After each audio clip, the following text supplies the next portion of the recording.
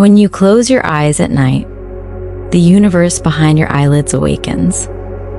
It is a cosmos of shifting light and liquid geometry, a landscape where physics bends and memory becomes matter. The moment consciousness loosens its grip, the brain begins to paint, not with pigment or sound, but with impulses of living electricity. In this silent theater, billions of neurons converse in patterns so intricate that every flicker carries the weight of thought, feeling, and imagination combined. Scientists watch these inner storms through the shimmer of brainwave graphs and discover something astonishing. During dream sleep, your mind is sometimes more active than it is in the busiest moments of your waking day. Inside this invisible realm, you can speak languages you have never studied, touch faces that no longer exist, and travel through landscapes that fold and unfold like origami. Dreams are not random static. They are rehearsals of existence, coded rehearsals that keep your emotional world balanced and your creativity alive.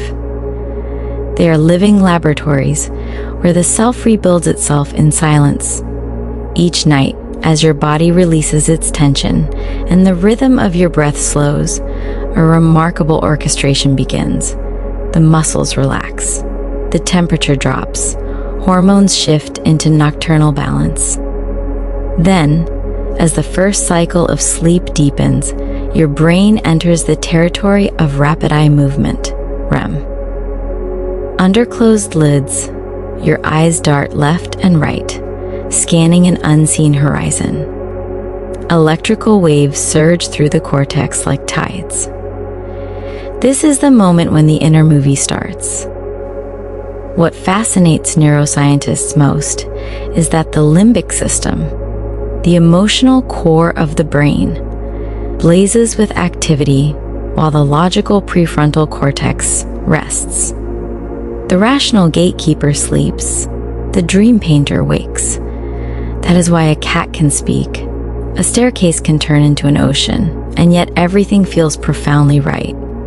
Dreams are emotional truths told through impossible logic. They allow the heart to express what daylight silence forbids.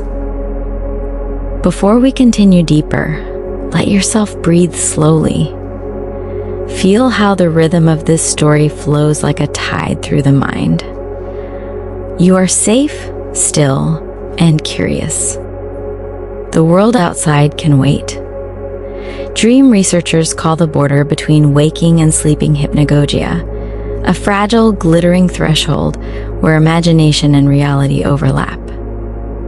In that twilight, you may see flashes of color, drifting shapes, or hear faint voices calling from memory's corridor.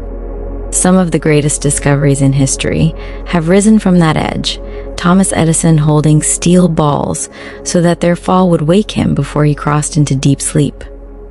Catching the fragments of ideas that appeared in that borderland. Salvador Dali using a similar trick to paint his surreal landscapes. Hypnagogia is the mind's doorway to creation. When sleep finally claims you, the body remains still, but the mind becomes a wanderer. Brain cells pulse in harmonic rhythm, synchronizing like a great orchestra. Acetylcholine fuels vivid imagery, while serotonin gently fades, letting emotion take center stage. Every 90 minutes or so, the cycle repeats, descending into deep, restorative rest, then ascending back into the shimmering theater of RM. Over one night, you experience 4 or 5 such journeys, each dream weaving new meaning from the fabric of memory. Inside these nocturnal voyages, the brain reorganizes your day. It sorts information, filters noise, and preserves what truly matters. During dream sleep, the hippocampus, the librarian of memory, quietly files away experiences, converting short-term impressions into long-term knowledge. What you study before bed often reappears as dream imagery because the mind is literally rehearsing it, strengthening neural pathways while you rest. Yet dreams are more than filing systems. They are emotional healers. When distress lingers, REM sleep lowers the level of stress chemicals such as noradrenaline, allowing emotional circuits to process safely what would be overwhelming in daylight. This is why people who sleep after trauma often recover more smoothly than those deprived of rest. The night is not forgetting pain. It is transforming it into understanding. Across cultures, dreams have always been regarded as messages. Ancient Egyptians believed that dreams were letters from the divine. Aristotle saw them as echoes of bodily processes. Modern science reads them as complex feedback loops between memory and emotion. None of these views are fully wrong, because dreams mirror both biology and mystery. They are where the measurable and the metaphysical hold hands. Blind people dream too. Those born blind experience touch, sound, and emotion woven into vast spatial tapestries. They feel the shape of space and hear its rhythm. Those who lost sight later in life continue to see in dreams for years. Their visual cortex remembers the language of light. The dreaming brain is loyal. It keeps every sense it has ever known. Dreams can even cross the line between minds. Not literally, but emotionally. Couples who share strong empathy often report dreaming of similar themes on the same night. Parents sometimes wake moments before their child calls out from another room. Whether coincidence or unconscious attunement, it reminds us that dreams sit at the heart of connection. Scientists studying REM behavior disorder, a condition where the body fails to remain still during dreaming, have discovered that those individuals often act out their dreams, sometimes leaping from bed while the story unfolds behind their eyes. This shows how real the inner simulation is. The brain fully believes in its creation, only paralysis keeps the play contained. Within these vivid worlds, time behaves strangely. Minutes stretch into hours, days collapse into seconds. This distortion arises because the brain's temporal circuits operate differently during dreaming. Instead of tracking real time, they measure experience intensity. That's why you can live a lifetime within a single REM phase. The clock of the mind is emotional, not mechanical. Every person dreams for roughly 2 hours each night, adding up to almost 6 years of dreaming over an average lifespan. 6 years spent exploring invisible continents of thought. You may forget 90% of those journeys upon waking, but forgetting does not mean losing.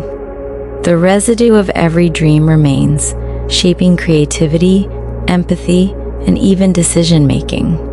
Subconsciously, you are guided by echoes of nights you can't recall. Psychologists note that when people are deprived of dreaming, such as during certain medications or interrupted sleep, they become irritable, anxious, even hallucinate. The mind insists on its nightly theater. If denied, it begins to project fragments into waking life. That is how crucial dreaming is to mental balance. Why then do we forget so easily? Because the neurotransmitters that stamp memories, like norepinephrine, are dialed down during AM. It's as if nature designed dreaming to be experienced but not archived. Some theorists suggest this protects us from confusing dream stories with reality. Yet even without recall, the emotional lesson remains, subtly influencing mood and insight. Dream symbols often seem universal, falling, flying, being chased, but their meanings are intimate. Falling might signify surrender for one person, failure for another. The subconscious uses the imagery it knows best. That is why dream dictionaries can amuse but rarely enlighten. The truest interpreter of a dream is the dreamer. Sometimes dreams merge fragments from every corner of your life. a childhood home mixed with tomorrow's plans, a long-gone friend wearing the face of a stranger. The brain doesn't respect chronology, it gathers emotional relevance. Each scene is a collage stitched from memory, imagination, and need. Dreaming also helps you practice problem solving. Studies show that participants who sleep on a puzzle often find solutions that eluded them while awake. The subconscious continues to work, rearranging possibilities without the noise of conscious control. The famous chemist Kekul dreamt of a snake biting its tail and awoke understanding the ring structure of benzene. The sleeping mind is a quiet genius. Even language and empathy improve through dreaming.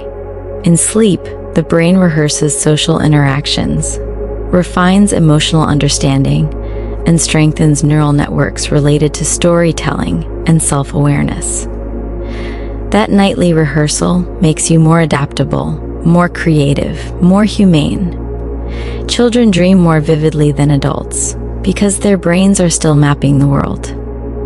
Their REM phases are longer, their imagination freer. A child may dream of impossible colors because the brain is experimenting with combinations never seen before.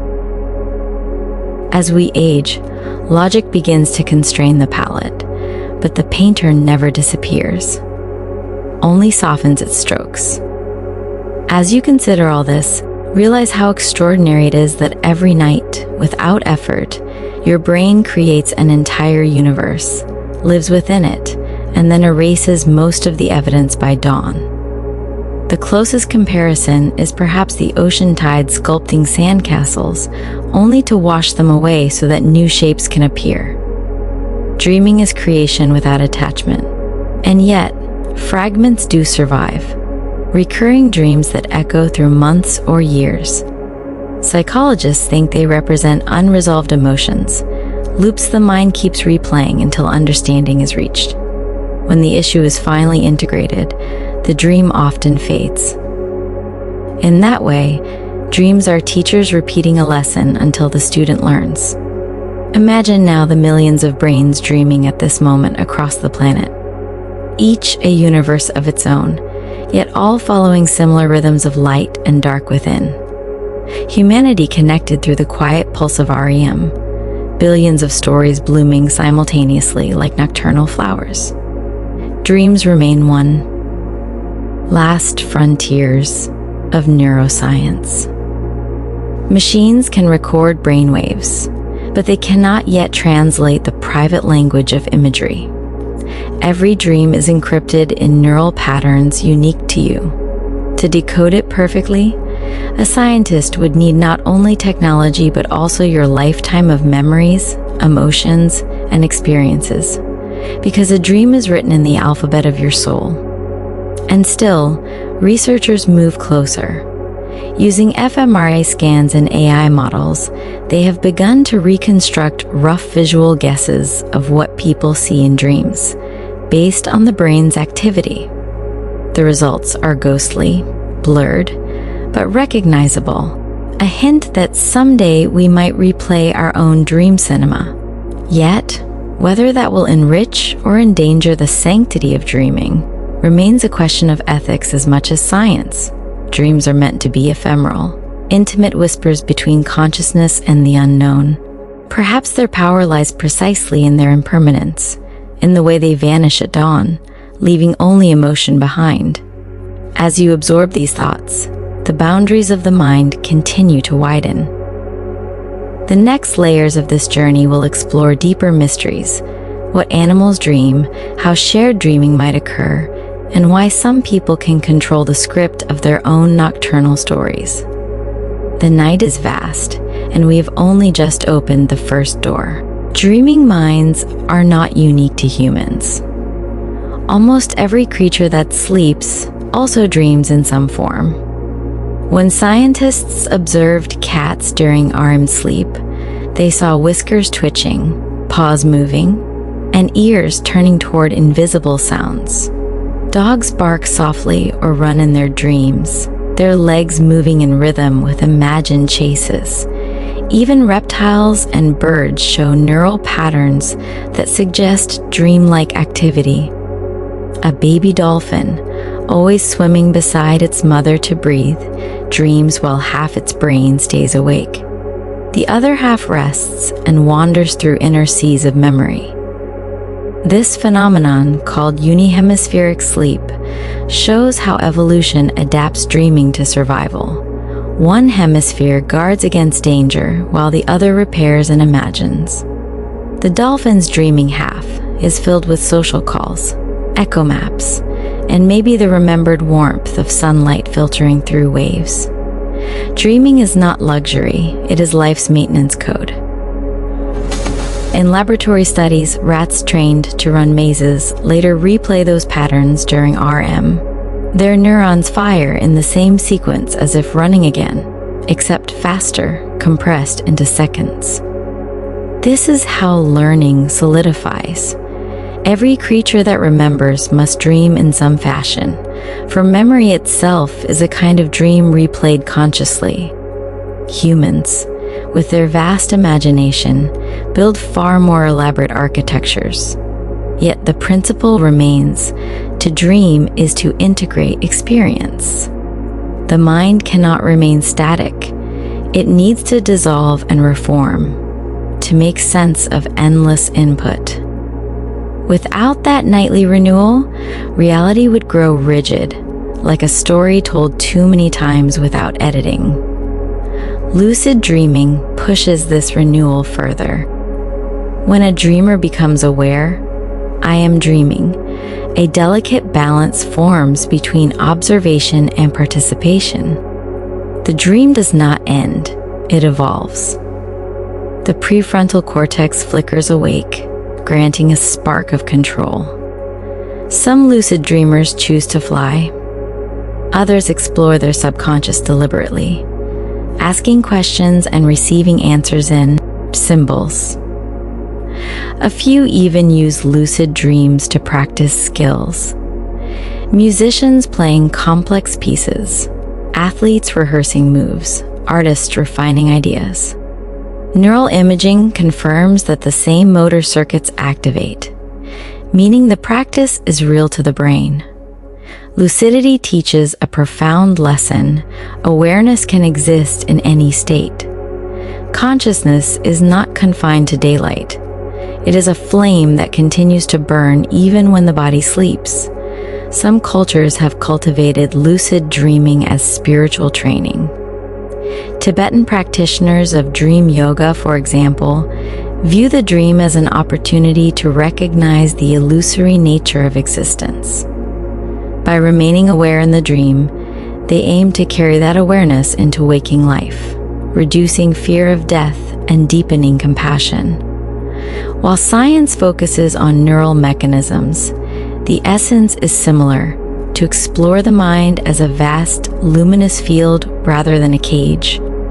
Why do some people recall dreams easily while others rarely do? Genetics plays a role, but so does attention. People who linger quietly upon waking, eyes closed, body still, often retrieve fragments before they vanish. Writing them down within minutes strengthens recall networks. Over time, this practice increases dream memory, revealing patterns you never knew were there. The content of dreams evolves through life. Teenagers often dream of social belonging, adults of responsibility and pursuit, elders of reflection and reunion. The dream mirrors developmental stages, translating inner needs into imagery. Even after loss, dreams reunite us with those who have passed, allowing emotional closure words could never give. The embrace of a lost parent in a dream can ease grief more gently than any therapy session. Dreams and health intertwine deeply. People suffering from depression experience shorter, fragmented REM cycles, as if the mind cannot fully cleanse emotional residue. Restoring healthy sleep patterns often improves mood. Conversely, those recovering from stress sometimes experience an explosion of vivid dreams. the brain catching up on postponed healing. Sleep clinics measure this through polysomnography, where each twitch and heartbeat writes its signature on a chart, revealing how the night repairs what the day unravels. In the chemistry of dreaming, small molecules wield enormous power. Acetylcholine paints imagery, dopamine fuels narrative momentum, oxytocin softens fear, turning monsters into metaphors. During nightmares, adrenaline spikes, yet upon waking, relief floods the system, training resilience. The brain is performing emotional exposure therapy by night, without conscious effort. Recurring nightmares, however, can signal unresolved trauma. Treatments like imagery rehearsal therapy ask patients to rewrite the ending while awake, transforming the pursuer into a guide, the fall into flight. Once rehearsed consciously, the new pattern often appears in later dreams, breaking the cycle. This shows how plastic the dreaming mind truly is. Belief reshapes biology. Dreams also blur boundaries of identity. You can inhabit another's perspective, switch genders, speak in unfamiliar accents, even become an object or element. A tree swaying, a gust of wind, a beam of light. These shifts reveal that the self is not a single entity, but a spectrum of experiences. Within dreams, empathy becomes total. You are what you perceive. One of the most mysterious aspects is the sensation of reality.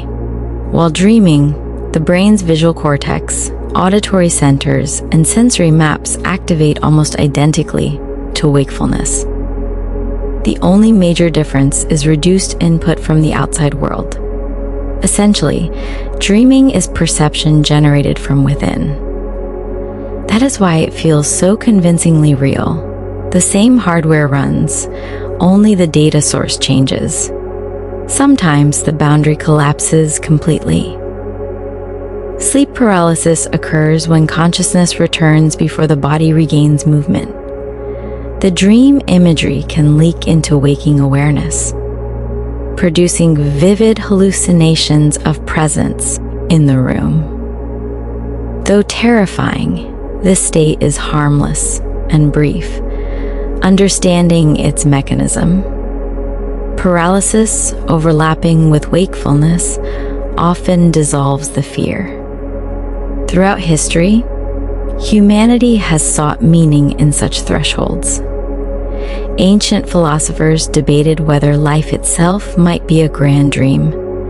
Modern physics, with its quantum uncertainties and observer-dependent realities, echoes the same question in scientific form.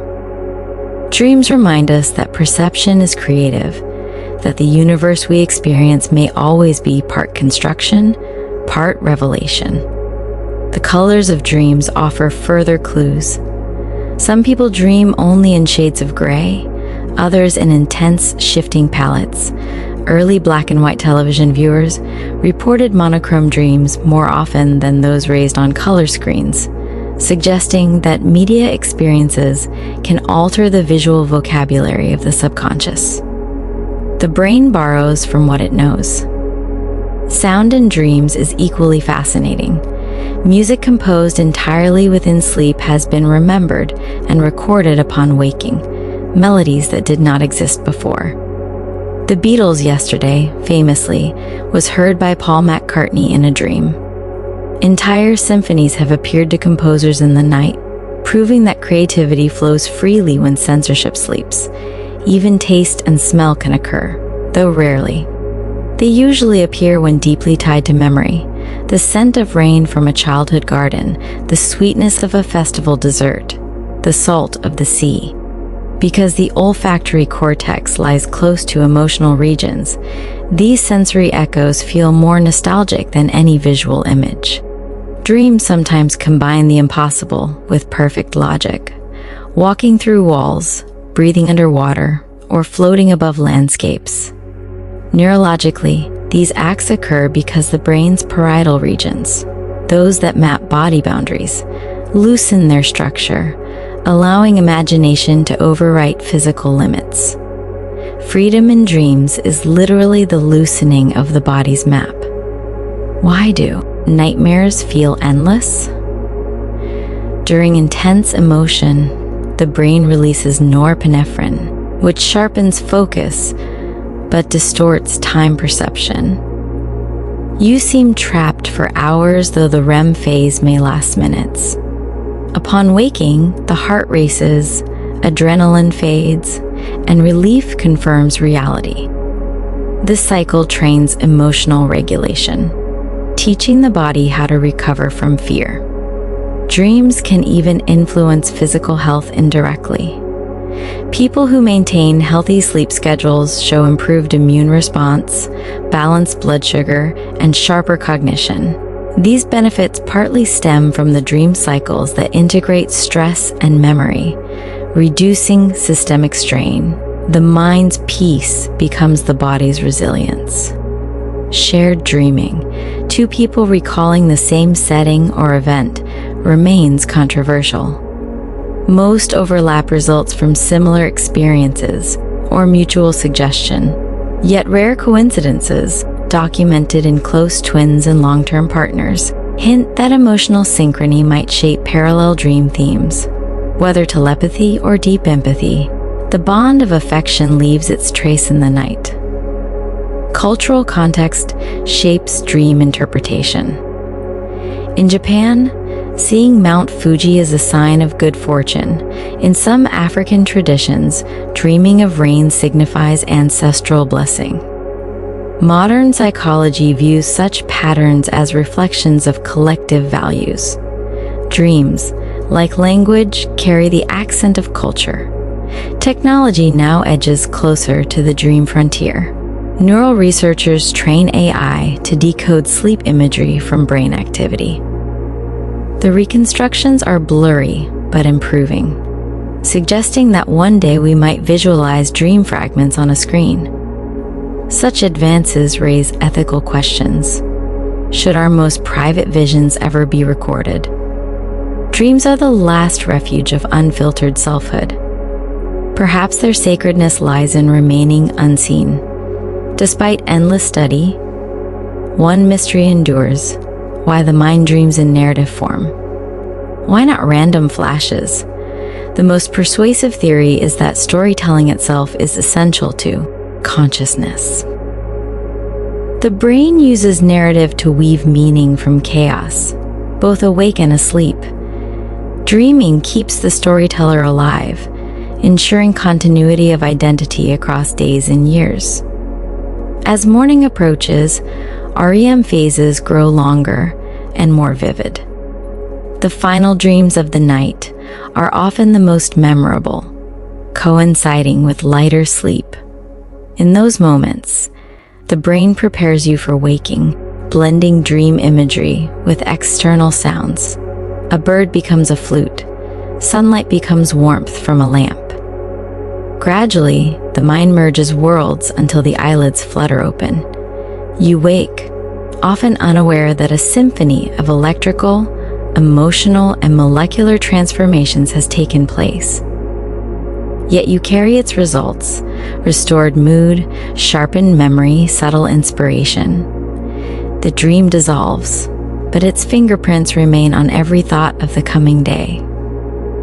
If we could see the world from the perspective of dreams, we might realize that imagination and reality are not separate realms but reflections in the same mirror.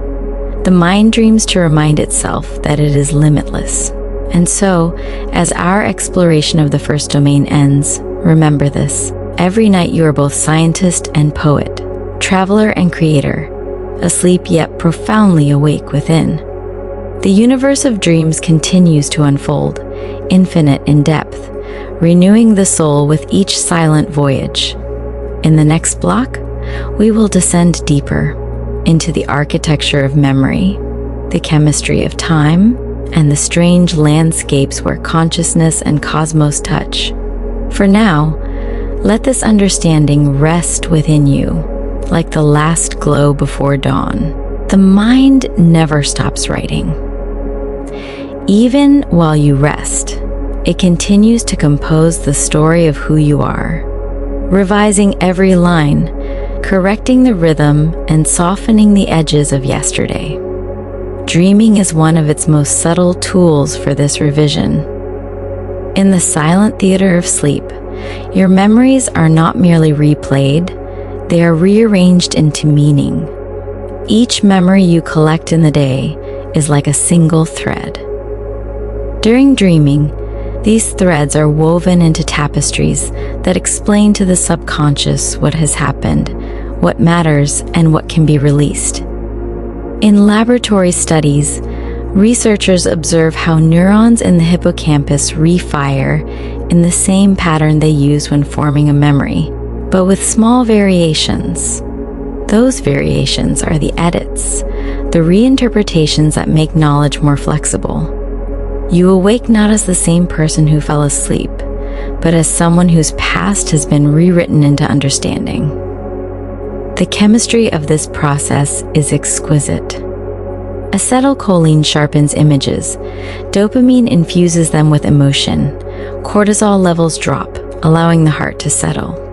Meanwhile, the brain's glymphatic system, a hidden cleaning network, flushes metabolic waste, clearing the mind for new ideas. The dream is not a passive illusion, it is a biological renewal that ensures you remain yourself. When dreams take on narrative form, time becomes elastic. You can experience an entire childhood in a few seconds of REM because the brain measures time through intensity, not duration. When emotion is high, internal clocks accelerate. When peace prevails, they slow.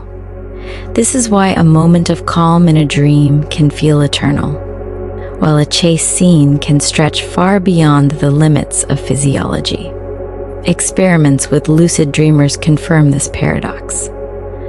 When asked to count seconds inside the dream and signal with pre-agreed eye movements, their internal timing differs from wakeful counting by unpredictable ratios. The conclusion is simple yet profound. Time in dreams is psychological, not physical. It obeys the rules of meaning, not the tick of atoms. Memory and time weave together. Dreams often borrow scenes from distant periods, childhood rooms, forgotten holidays, fragments of voices long silent. The brain stores memories not as films, but as networks of sensations and emotions. When you dream, it activates these nodes, pulling together disparate epochs into one fluid continuum. Past and present cease to exist. Only the feeling of significance remains. Sometimes, this mixture produces déjà vu, the eerie conviction that you have lived a moment before. Neurologically, it may arise when dream experiences resemble waking events, causing a brief overlap in recognition circuits. Yet emotionally, it feels mystical, as if life were echoing itself. The boundary between foreknowledge and familiarity blurs, reminding you that consciousness is layered deeper than logic can trace. Dreams often solve problems that intellect cannot. The mind, freed from rational inhibition, explores wild associations. Mathematicians have glimpsed proofs. Writers have awakened with entire plots. The subconscious does not follow linear reasoning. It leaps between distant ideas through metaphor. That is why solutions from dreams often feel surprising yet inevitable. The answer was always within you, waiting for daylight to understand its language. In this way, dreaming is a nightly rehearsal for insight. The prefrontal cortex, which usually censors imagination, relaxes its grip, allowing creativity to bloom. At the same time, the anterior cingulate cortex mediates emotional tone, ensuring that discoveries feel meaningful, not chaotic. You might wake with a sense of clarity about something you cannot name, a whisper of order emerging from internal chaos. Dreaming also refines moral understanding. Studies show that people who dream vividly about ethical dilemmas tend to display stronger empathy. The mind uses symbolic stories to test compassion, courage, and forgiveness. You may dream of rescuing, of failing, of facing your own reflection. Each scene a rehearsal for conscience. In the stillness of REM, the soul practices being kind. False awakenings reveal another layer of this complexity. Sometimes you dream that you have woken, only to realize you are still asleep.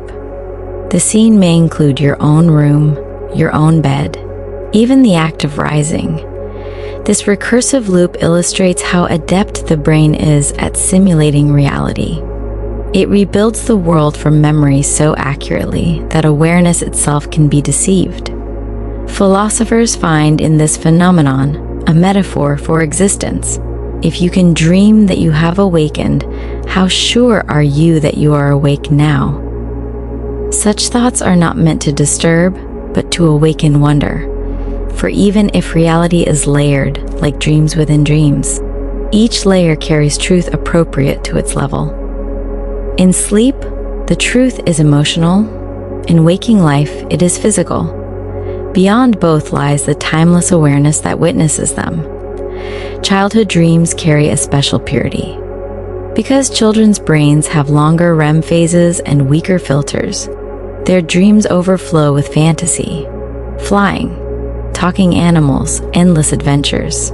These are not just amusements. They train imagination itself. Dreaming teaches the developing mind that reality can bend, that creativity is possible. Without those nightly stories, the child's sense of possibility would shrink. As adulthood advances, dream imagery changes. Responsibilities, fears, and longings reshape the inner landscape.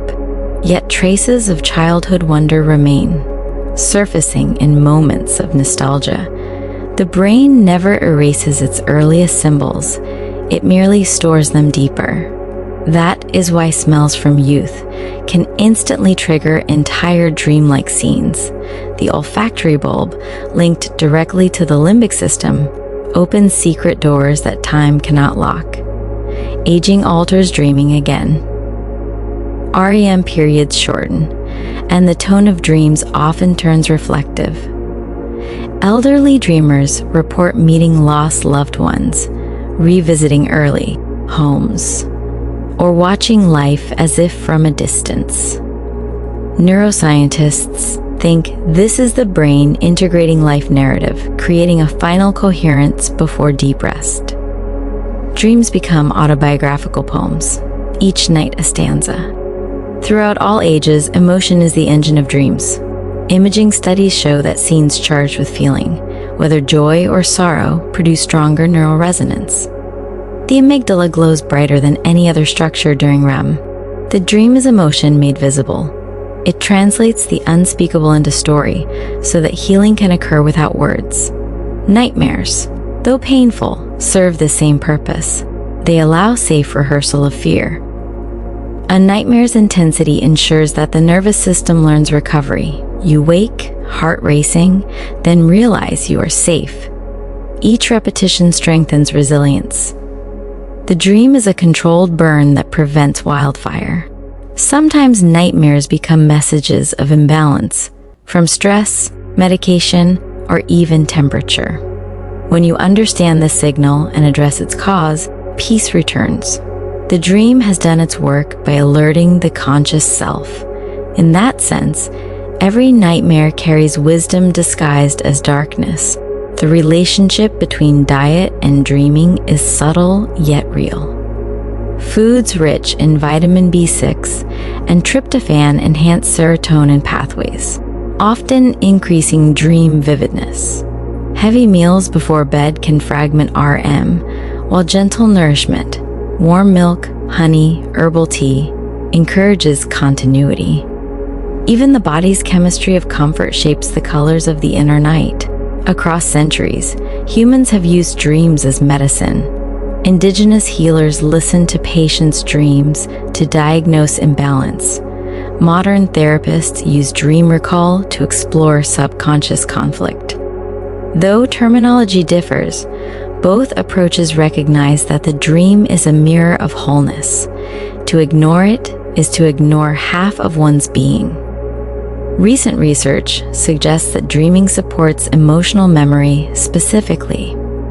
You remember what matters to the heart more than what matters to routine. That is why you may forget where you put your keys, but recall a dream about reconciliation. The brain prioritizes significance. Dreams preserve emotional intelligence across generations. Even evolution may owe its creativity to dreams. The capacity to simulate threats without real danger, to invent solutions in imagination, offers a survival advantage. The species that can dream can adapt faster. Through countless nights, dreaming minds rehearsed survival until it became instinct. Every dream, then, is both ancient and new. Ancient because it draws from the collective history written into genes. New because it expresses a unique moment of consciousness never repeated. Like snowflakes, no two dreams are identical, though their patterns rhyme. Dream recall also depends on attention. When you wake, neurons carrying dream memory begin to decay within seconds, unless reinforced by focus. If you lie still, eyes closed, and replay the sequence gently, it solidifies. A journal beside the bed becomes a map of the inner world, revealing themes of growth and desire. Over time, the entries form a dialogue between your nights and your days.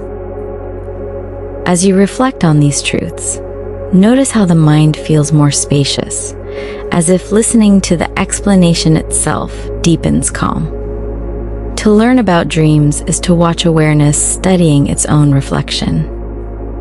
In the next portion of our journey, we will explore the boundaries between dream and waking creativity, how artists, scientists, and ordinary minds draw inspiration from the sleeping self, and how the chemistry of imagination blurs the border between night and day.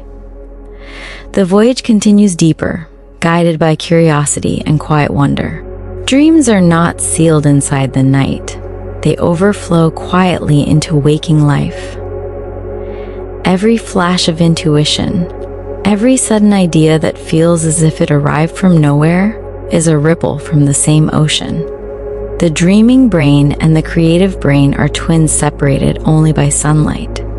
When you compose music, design, or imagine possibilities, the same networks that light up during REM glow again. The default mode network, that wandering circuit that connects distant thoughts, bridges the two states. Daydreaming, in fact, is a miniature dream performed while the eyes remain open. It recreates the rhythm of REM in slow motion, allowing invention while consciousness still holds the pen. Artists often describe their visions as dreams made solid.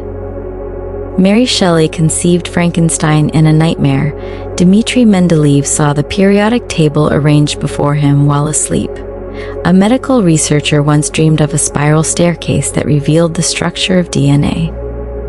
These are not coincidences, but glimpses of the same mechanism that recombines fragments of knowledge into patterns new enough to feel miraculous. Imagination is evolution's quiet masterpiece. Through dreams, the species rehearsed change long before it could risk it in the real world. Every story told, every invention built, every melody sung began first as a rehearsal in the theater of sleep. The chemistry of imagination is delicate. Dopamine provides reward, acetylcholine offers focus, and noradrenaline recedes to make room for unfiltered association. When you awaken with an idea, the transition of these chemicals solidifies the fragile pattern into memory. That is why creativity so often strikes at the edge of sleep, the mind balancing between chaos and clarity. Dreams also function as laboratories of emotion. You can face grief without destruction, explore anger without consequence, and rediscover joy that daily life forgot.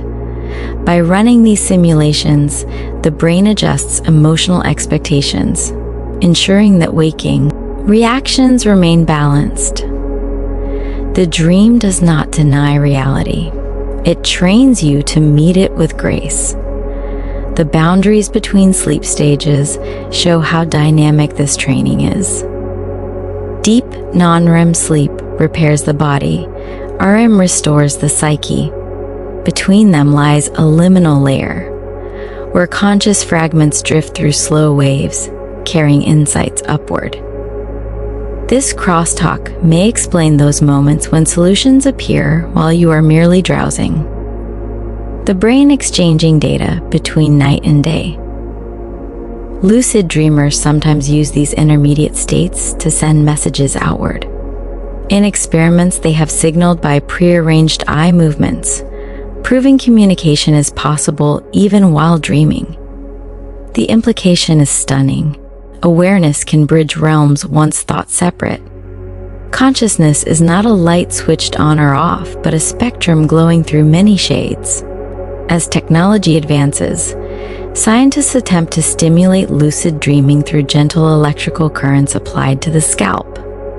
Early results show partial success. The brain can be nudged toward awareness. Yet the mystery remains untouched. We can encourage lucidity, but we cannot create meaning. That still belongs to the dreamer alone.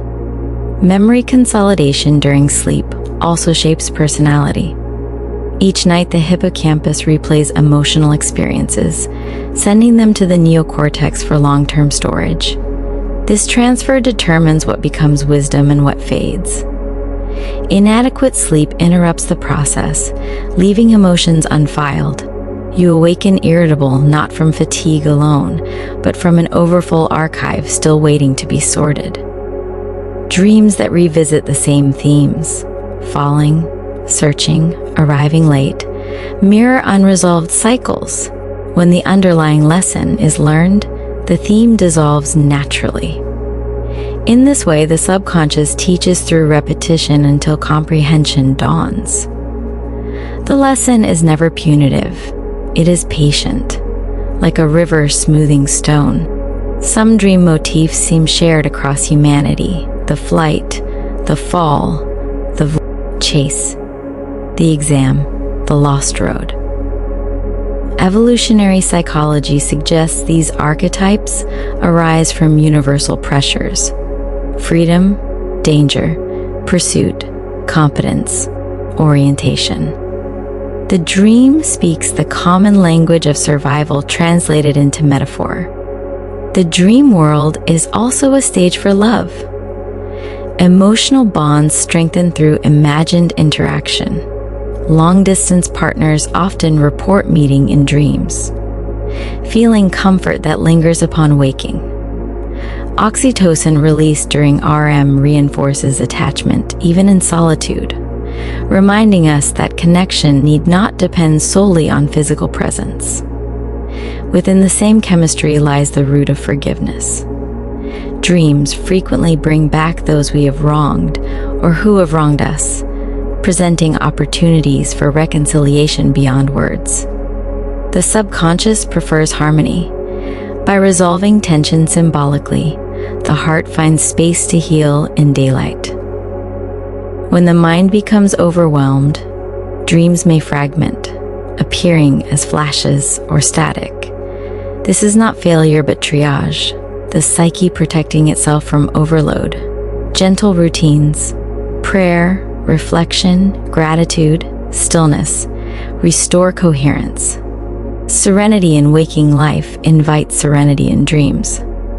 Some researchers speculate that consciousness itself may have evolved from dreaming.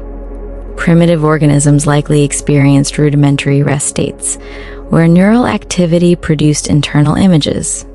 Over eons, those inner simulations became sophisticated enough to model reality, giving birth to awareness.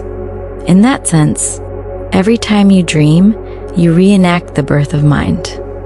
The sensory vividness of dreams arises from feedback loops.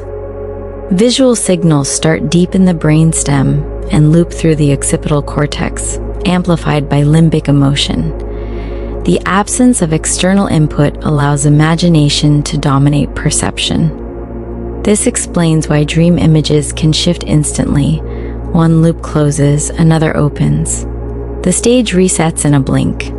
The dream's logic, fluid yet purposeful, reveals how the brain values connection over consistency. It does not ask, "Is this possible?" but "Does this express meaning?" That is why a desert can become an ocean without surprise. Symbolic continuity outweighs physical realism. The subconscious cares for poetry, not physics. Dreams also test identity boundaries. You may appear as yourself, yet not yourself. Older, younger, stranger. These transformations encourage flexibility, teaching that selfhood is a verb, not a noun. The ego loosens, allowing empathy to expand. Upon waking, you carry fragments of those other selves as understanding of others. Dream deprivation experiments underline their importance. Volunteers kept awake through REM deprivation develop anxiety, irritability, and hallucinations. When finally allowed to sleep, their brains rebound with extended REM, as if reclaiming lost territory. Dreaming is a biological necessity, not a decorative feature. In contrast, excessive dreaming, as seen in certain disorders, can blur reality, suggesting that balance, not quantity, defines health. The mind must oscillate between creation and rest, like inhalation and exhalation. Too much or too little of either disturbs harmony. Technology and culture may yet reshape dreaming. Virtual reality, constant light exposure, and digital overstimulation alter circadian rhythms, influencing dream content and frequency. The modern mind dreams in pixels and notifications, yet the core remains, an ancient rhythm beating beneath modern noise. Even in cities of glass and signal, the night still calls the old language. When screens go dark, the ancestral theater reopens.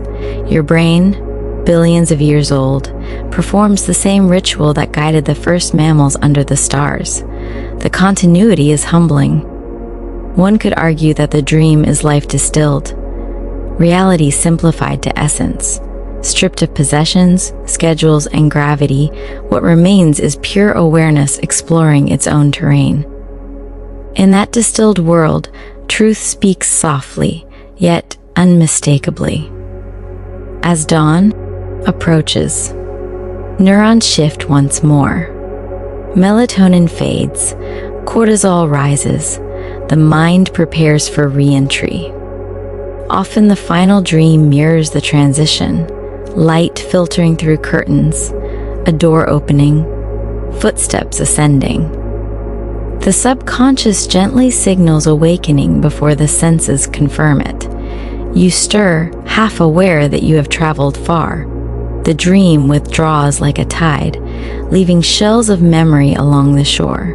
Perhaps a face, a word, a feeling of flight.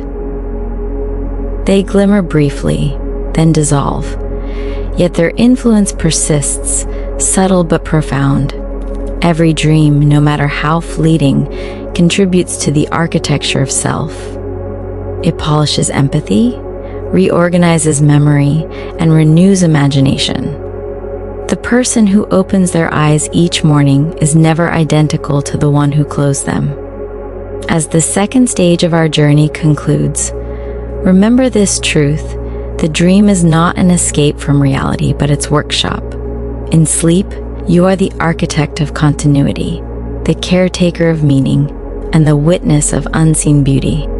In the next block, we will explore the meeting points between dream and destiny, prophetic impressions, shared visions, and the mysterious dialogue between the subconscious and the unfolding world. For now, let the wonder settle like soft light across the mind, knowing that the night within you is as vast as the universe itself. Long before science could map a neuron, people already believed that dreams could whisper the future. Across the ages, kings consulted dream interpreters, sailors altered course because of a vision, and ordinary hearts found courage from a night message that felt larger than themselves. Even now, when we explain with chemistry and circuits, the mystery remains. Sometimes a dream seems to know before the waking mind does. Neuroscience offers one answer. The brain is a prediction engine. Every second it compares memory with present data, generating endless micro-forecasts. When you sleep, those same circuits continue to simulate possibilities, merging experience with imagination. Occasionally, one of these simulations aligns with what later unfolds. It feels prophetic, yet it may simply be intuition operating at its fullest, unencumbered by distraction. The subconscious gathers more evidence than consciousness ever can, and in dreams it speaks freely. Consider how many signals your senses collect each day. 1,000 subtle cues unnoticed by logic, tones of voice, flickers of weather, patterns of behavior. During sleep, these fragments combine into story. A dream that predicts an event might only be the mind assembling probabilities into a vivid rehearsal. When the event occurs, we remember the dream and marvel. But whether coincidence or cognition, the experience touches something sacred, the sense that reality and imagination are threads of the same fabric. History overflows with such accounts. Abraham Lincoln dreamed of his own funeral days before his death. A woman in Wales once dreamt of a collapsing dam and warned officials, saving lives. Ancient physicians received cures in dreams. Inventors sketched machines shown to them in sleep. To dismiss all of this, as chance would be to ignore the strange generosity of the subconscious. To worship it blindly would be to forget science. Perhaps truth lies between, in the vast middle ground where biology meets meaning. Shared dreaming belongs to that same frontier. Studies of couples, twins, and close friends reveal correlations that defy easy logic. Two people may wake describing the same landscape or the same symbolic encounter. Emotionally bonded minds tend to mirror one another's brainwaves, even while awake. It is conceivable that such synchrony persists into sleep, aligning dream themes. The mechanism may be empathy written in electricity. From a neurological perspective, social brains are built to attune. Mirror neurons echo the movements and feelings of others. In deep attachment, this resonance can extend beyond waking interaction. A mother and infant, for instance, often share similar sleep rhythms. When one stirs, the other soon follows. The dream may simply be another form of this resonance, the psyche's heartbeat echoing through invisible connection. Throughout cultures, dreams have been used to unify communities. In indigenous North American traditions, group dream councils once guided seasonal decisions. Members shared their dreams at dawn, searching for convergent symbols that suggested the will of nature. The collective imagination acted as a compass when logic lacked data. These practices recognized that the subconscious of many minds, joined together, might perceive patterns wider than any single mind could hold. Modern psychology reframes prophecy and shared dreaming through probability, empathy, and pattern recognition. Yet even with these tools, the awe remains. When a dream aligns precisely with reality, the coincidence strikes the heart, not just the intellect. It reminds us that consciousness itself may be a continuum reaching farther than we measure. Scientific instruments now trace how such intuitions arise. The anterior insula, a region linking body awareness with emotion, activates moments before conscious insight. During REM, its communication with the limbic system strengthens, generating gut feelings in story form. A premonitory dream could thus be the insula translating bodily knowledge, subtle signals about environment or health, into imagery vivid enough to recall. Many who later discover illness describe having dreamed of dark water or obstructed breath before symptoms appeared. The body may warn itself through metaphor. Dreams about global or collective events reveal another layer of empathy. When tragedies strike, archives show spikes in reported nightmares worldwide. Shared emotion ripples through humanity's nervous system like pressure through water. We are separate yet continuous. Our fears resonate. The dream becomes a communal mirror reflecting the mood of the world. Religious texts and spiritual traditions describe dreams as bridges between mortal limitation and divine wisdom. Without invoking doctrine, one can appreciate the psychological truth beneath the poetry. In the absence of ego's noise, conscience speaks clearer. A dream that urges kindness or restraint arises from the deepest strata of moral intuition. The messenger may be symbolic, but the message is pure. There is also the phenomenon of guidance through dreams, the quiet counsel that arrives when choices confuse the heart.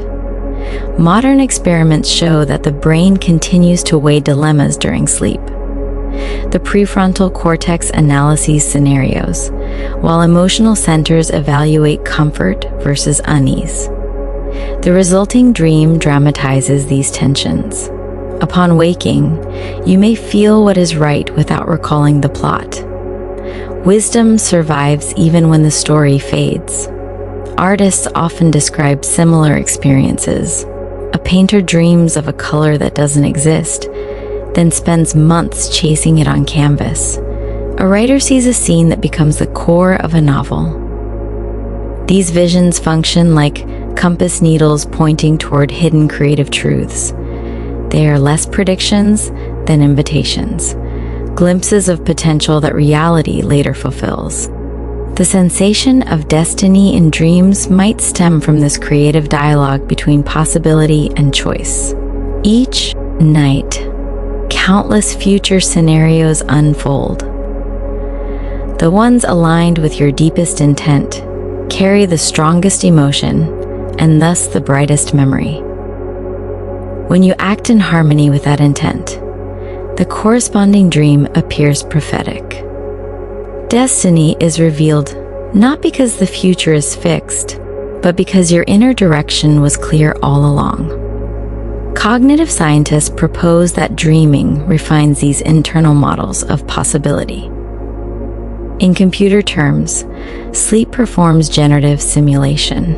The mind runs countless test worlds, learns from outcomes, and adjusts. Intuition is the summary of those simulations compressed into a single feeling.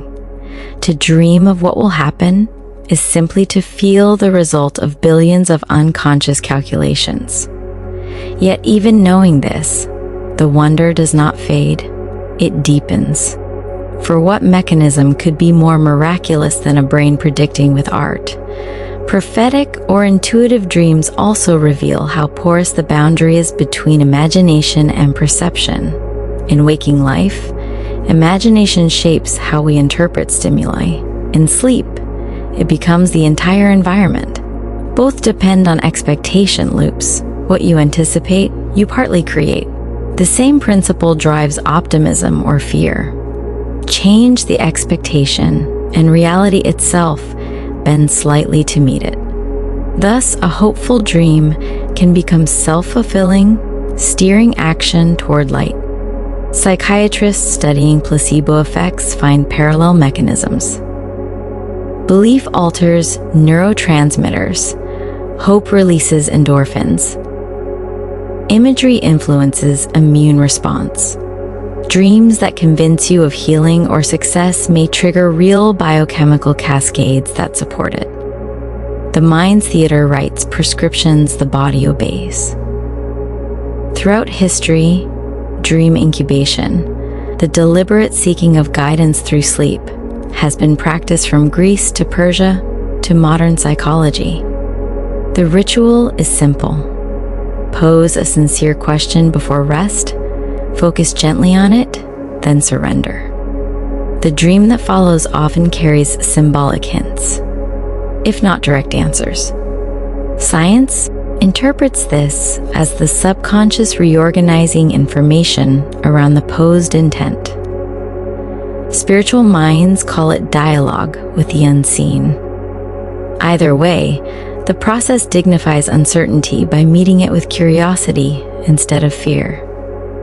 Sometimes dreams warn of imbalance. A recurring image of falling may appear during periods of overwork, urging rest. Water flooding rooms can signal suppressed emotion. The subconscious speaks in the language of element and motion because it is older than words. Learning to listen transforms anxiety into communication.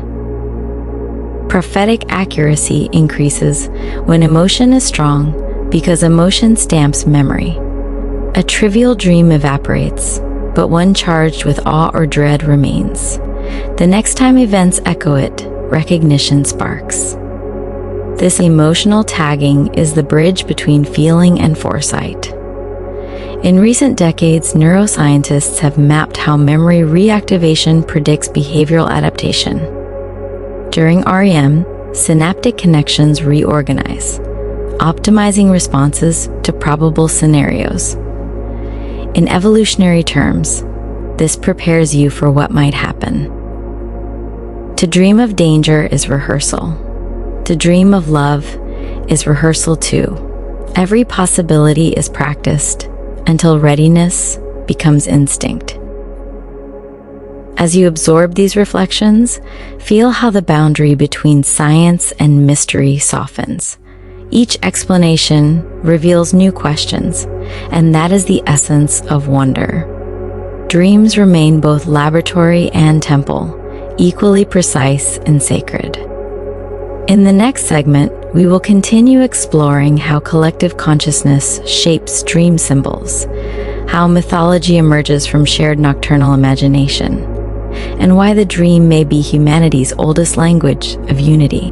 Dream symbols are humanity's oldest shared alphabet. Long before written words, people traded meanings through images that rose from sleep. The serpent, the tree, the flood, the flight through sky. These motifs recur because the human nervous system, wherever it is born, feels the same emotions: hunger, fear, wonder, hope. The dream encodes these instincts into story so that each generation can understand the next. When we compare dream reports from different continents and eras, astonishing parallels appear. A child in Peru dreams of a glowing river. An elder in Finland dreams of a silver path across ice. Both express the same intuition. That movement toward light means renewal. Jung called such repeating images archetypes, but even without the label, they show that imagination has biological roots. The brain evolved to dramatize emotion. Evolution reused the same dramatic masks. Cultures built mythologies upon these nightly performances. The myth of flight, for instance, may have arisen from ancient dreamers feeling weightless during REM. The myth of the underworld could come from descent into deep sleep, when the body's temperature and heartbeat fall. When we study mythology through this lens, we see that our ancestors were documenting physiology in poetry. The gods of old were metaphors for states of consciousness. Modern dream research continues that translation. Electroencephalograms replace oracles, yet the questions are identical. Who speaks in our dreams? What part of the self writes the script? Each study, no matter how precise, still points back to wonder, because the author of the dream is both known and unknowable. You are the creator and the audience, the storyteller and the listener at once. Collective dreaming sometimes surfaces during global upheavals.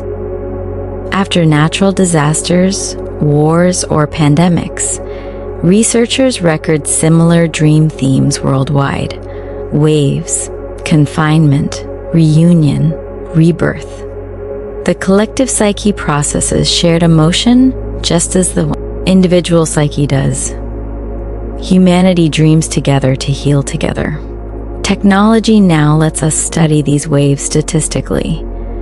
Dream sharing platforms and databases gather thousands of reports, revealing patterns that mirror social change. When optimism rises, dreams show open landscapes. When anxiety spreads, architecture becomes closed. It is as if the species breathes emotionally through dream imagery, exhaling when safe, inhaling when afraid. The chemistry beneath this is communal too. Mirror neurons and empathy hormones link us. Collective stress alters neurotransmitter balance across populations. The same cortisol surge that affects one person's sleep ripples through families, cities, and nations. Dreams become emotional weather, forecasting the climate of humanity's mind. Within individual dreams, symbols shift subtly with culture. A white color may signify joy in one land, mourning in another. Yet beneath these surface codes lies universal grammar. Up means transcendence. Down means introspection. Water cleanses. Fire transforms. This grammar is older than civilization. It is written into the architecture of the nervous system. Dream interpretation, then, is less fortune-telling and more translation, the art of converting emotional geometry into words. When a therapist listens to a patient's dream, they are decoding how feeling organizes perception. The key is empathy, not dictionary definitions. In spiritual traditions, this decoding is elevated to prayer. Dreamers thank the unseen for guidance, acknowledging humility before mystery. From a psychological view, gratitude itself strengthens mental health, creating positive feedback. Thankful minds sleep better. Better sleep deepens dreams. Deeper dreams inspire further gratitude. Biology and reverence meet again. Some researchers now explore whether the brain during RMN might access memory fields beyond the individual, not mystically, but through inherited neural templates. Genetic memory, epigenetic, patterning, and cultural transmission all contribute to shared imagery. The dream may be a stage where collective memory rehearses evolution's story night after night. When you dream of ancient landscapes, you may be glimpsing ancestral experience encoded in DNA, the memory of migration, of firelight, of stars unspoiled by cities. The amygdala cannot distinguish between personal and inherited emotion. Both feel true. Thus, the dream connects you to humanity's deep time, reminding you that you belong to a continuum billions of heartbeats long. Dreams also bind the species to nature. Animals and humans share REM, trees respond to circadian cycles, even coral reefs pulse in nocturnal rhythm. To dream is to participate in Earth's breathing. The boundary between personal mind and planetary rhythm blurs. When you dream of oceans, perhaps it is the ocean itself remembering through you. The sensory richness of dreams, their light, their gravity, their sound, arises from the brain's attempt to simulate completeness. It fills gaps in perception to maintain continuity. This same process explains why imagination can comfort loneliness. The nervous system extends reality inward. Dreaming is the ultimate rehearsal for compassion because it lets you feel whole within solitude. False awakenings and layered dreams continue to fascinate neuroscientists. Each nested reality proves that awareness can observe itself multiple times. A lucid dreamer might wake inside another dream, realize it, and rise again, stacking perception like mirrors. Such experiences suggest that consciousness can model infinite versions of itself, a glimpse, perhaps, of the universe modeling universes. Quantum physics, when carefully interpreted, resonates with this idea. Observation influences outcome, reality crystallizes through attention. Dreams may be private experiments in observation, the psyche testing how thought shapes world. The dream's plasticity demonstrates that creation is continuous, not reserved for gods or galaxies. This view restores awe to everyday life. Every creative act, every moral choice, every spark of empathy may be a waking continuation of the same force that paints dreams. The cosmos dreams through us. Night by night, the subconscious writes its commentary on existence. Some entries are personal, others cosmic. The most ordinary images, a key, a door, a journey, can carry layers of revelation. A key may symbolize decision, a door transformation, a journey forgiveness. These meanings are not imposed from outside. They unfold naturally from association. Understanding dreams requires patience rather than technique. Instead of interrogating the symbol, one must listen. The feeling accompanying the image reveals its message more surely than any analysis. The dream speaks in tone, not in grammar. When people begin to respect their dreams, psychological health improves measurably. Journaling enhances memory and mood. Discussing dreams fosters empathy. Creative expression of dream imagery strengthens integration between hemispheres of the brain. Science confirms what sages always knew. Honoring imagination heals division within the self. Dream-inspired breakthroughs continue to shape the world. The sewing machine's needle design, the structure of benzene, musical compositions, even mathematical proofs, all arrive through sleep visions. These stories illustrate that the distance between the unreal and the real is thinner than a breath. What begins as fantasy becomes foundation. The dream also refines moral intuition across cultures. Acts of compassion performed in dreams correlate with altruism in waking life. The mind that practices kindness, even in illusion, rehearses it for reality. Dreams train the conscience as diligently as they train creativity. Sometimes people awaken from dreams with overwhelming peace, as if touched by something beyond psychology. Brain scans show surges of oxytocin and endorphins during such episodes. Chemistry, identical to profound love. Whether one interprets it as spiritual or neurological, the effect is transformation. For many, such dreams mark turning points. Forgiveness accepted, fear dissolved. In the history of science, great thinkers have drawn courage from this mystery. Einstein once said that imagination is more important than knowledge. Perhaps he knew that knowledge ends where dreams begin. The equations that describe the universe were once dreams of order and a restless mind. Dreams will remain partly unknowable because they are mirrors made of water. Try to grasp them and they ripple away. Yet in their reflection you see truth clearer than stone could show. They teach humility, the acceptance that understanding does not end wonder but amplifies it. As the third movement of our exploration closes, recognize how vast the inner cosmos truly is. Each night you traverse history, biology, and eternity in the space of a heartbeat. You are the heir of ancestral imagination, the author of private mythology, and the witness of universal creativity. In the next and final block, we will travel toward the horizon of consciousness itself to explore how dreams prepare the mind for death and renewal, how they inspire art and faith, and how waking life may, in the deepest sense, be another form of dream.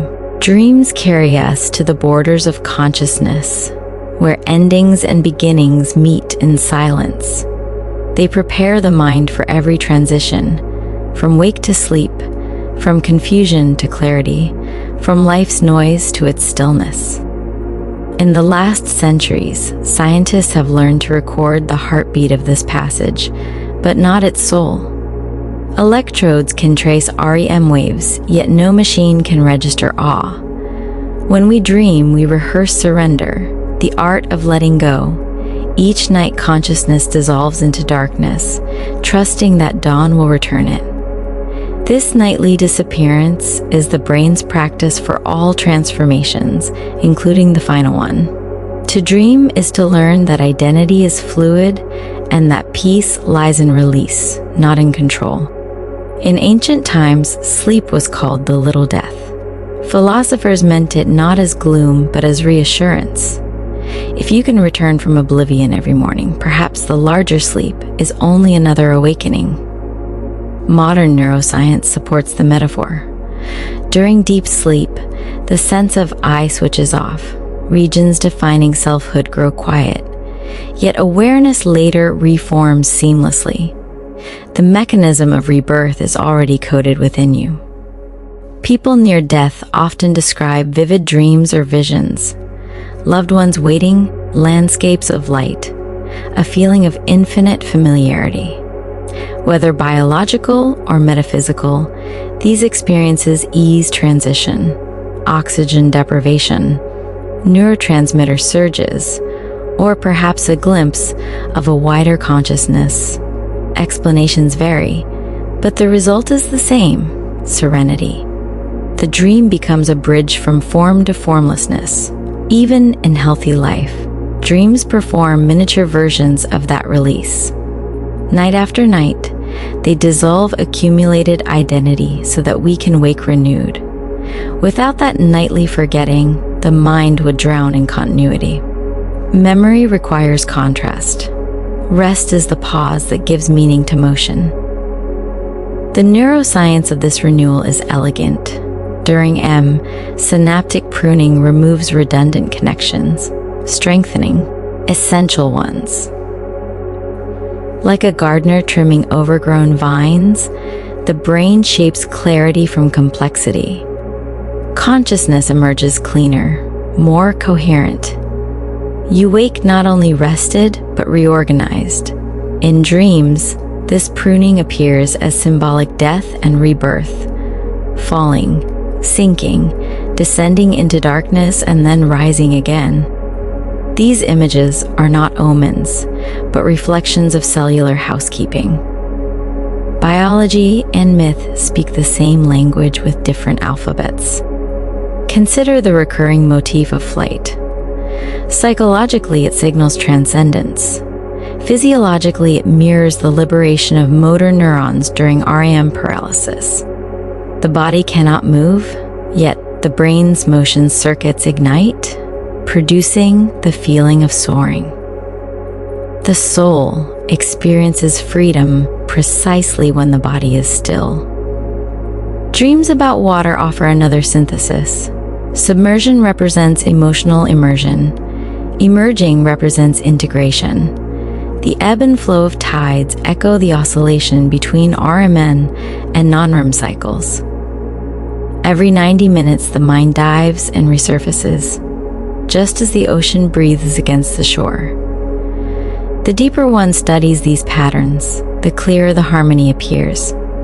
Life and sleep, waking and dreaming, expansion and return, all follow the same pulse. The cosmos itself may breathe in such rhythm, stars collapsing into darkness, then flaring again. Dreams are that cosmic rhythm played on a human scale. In creative work, this rhythm becomes visible. Artists who sleep deeply often report waves of inspiration upon waking.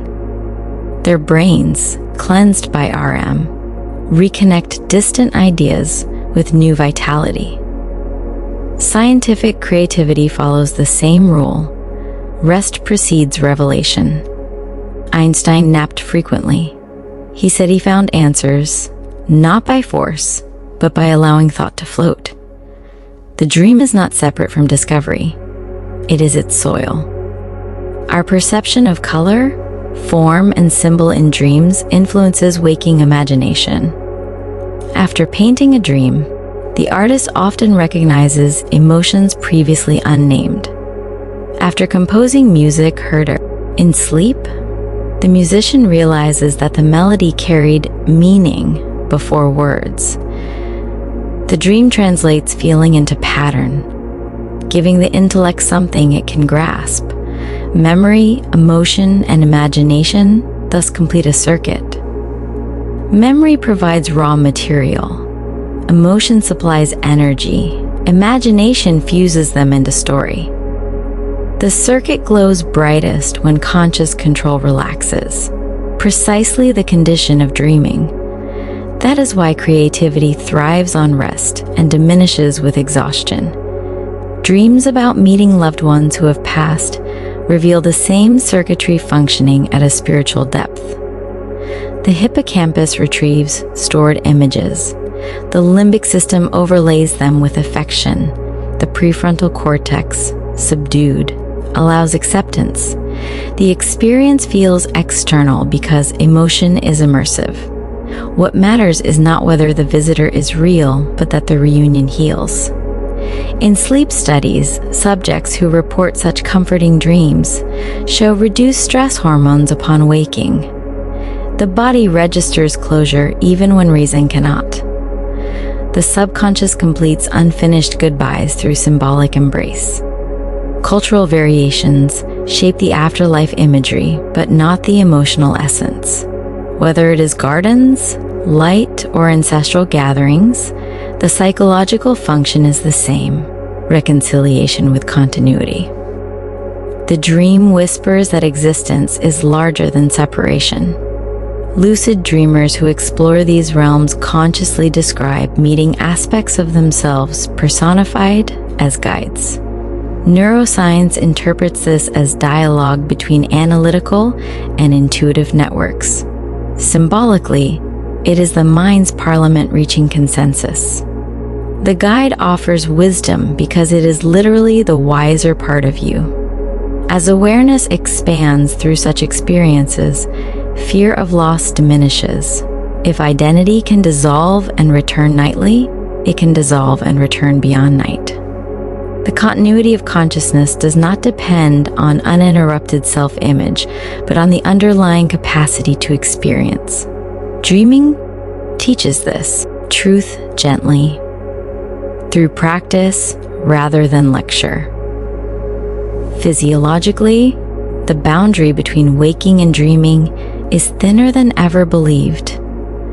During REM, microarousals allow bursts of awareness. During waking rest, the brain produces theta waves akin to early sleep. Meditation exploits this overlap, stabilizing awareness across both states. The calm achieved in deep contemplation resembles lucid dreaming without imagery, pure witnessing. Scientists now map these transitions with astonishing detail. Using fMRI, they observe the default mode network disengage as the task-positive network fades, leaving a balanced state of restful alertness. It is consciousness folding back on itself, perceiving itself perceiving.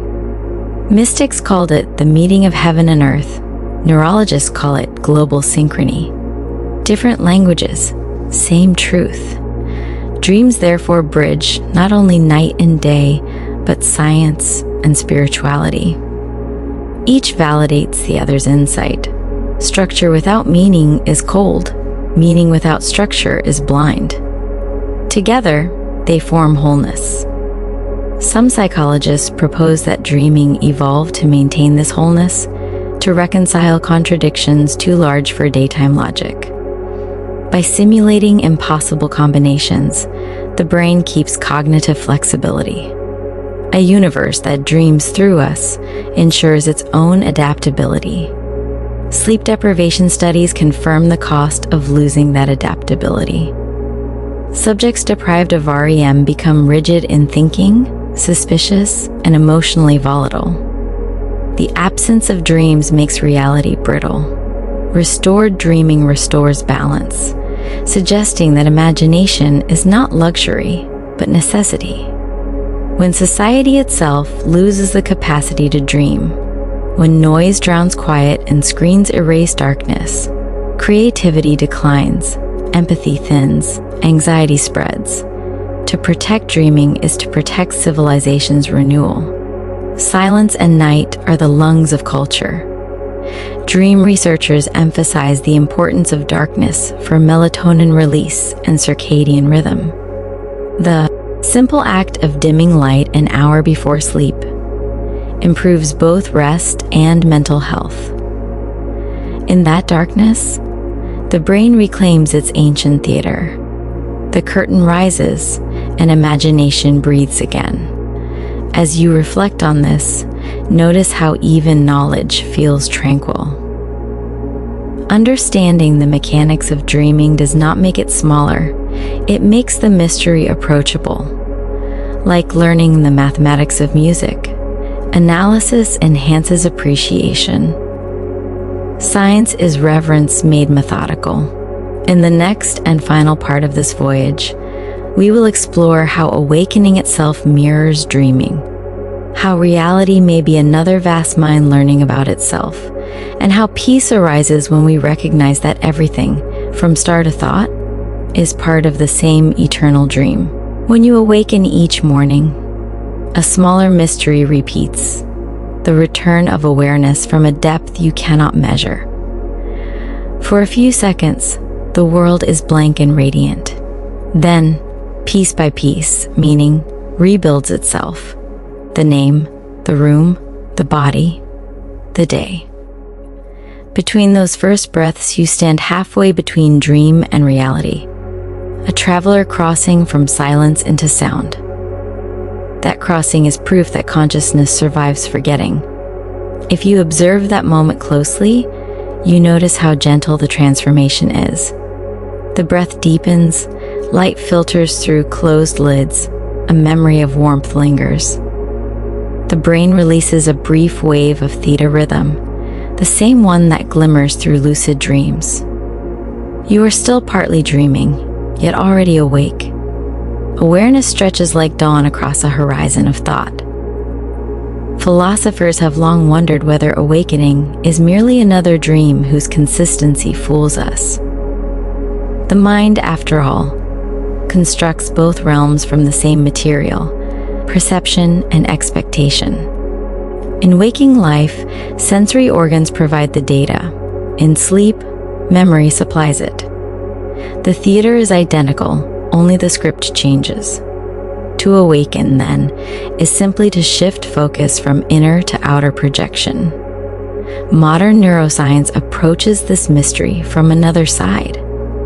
It shows that the same brain areas active during vivid dreaming, visual cortex, limbic system, parietal association zones, continue to flicker when we imagine, remember, or anticipate. Reality is imagination stabilized by agreement. The collective consent of billions of waking dreamers defines what we call the physical world. This understanding does not diminish truth, it deepens it. When you recognize that perception is participatory, compassion expands. Each mind contributes to the texture of existence. To think kindly is to color the shared dream with light. Even the smallest act of patience alters the collective rhythm. The dream of humanity breathes through your choices.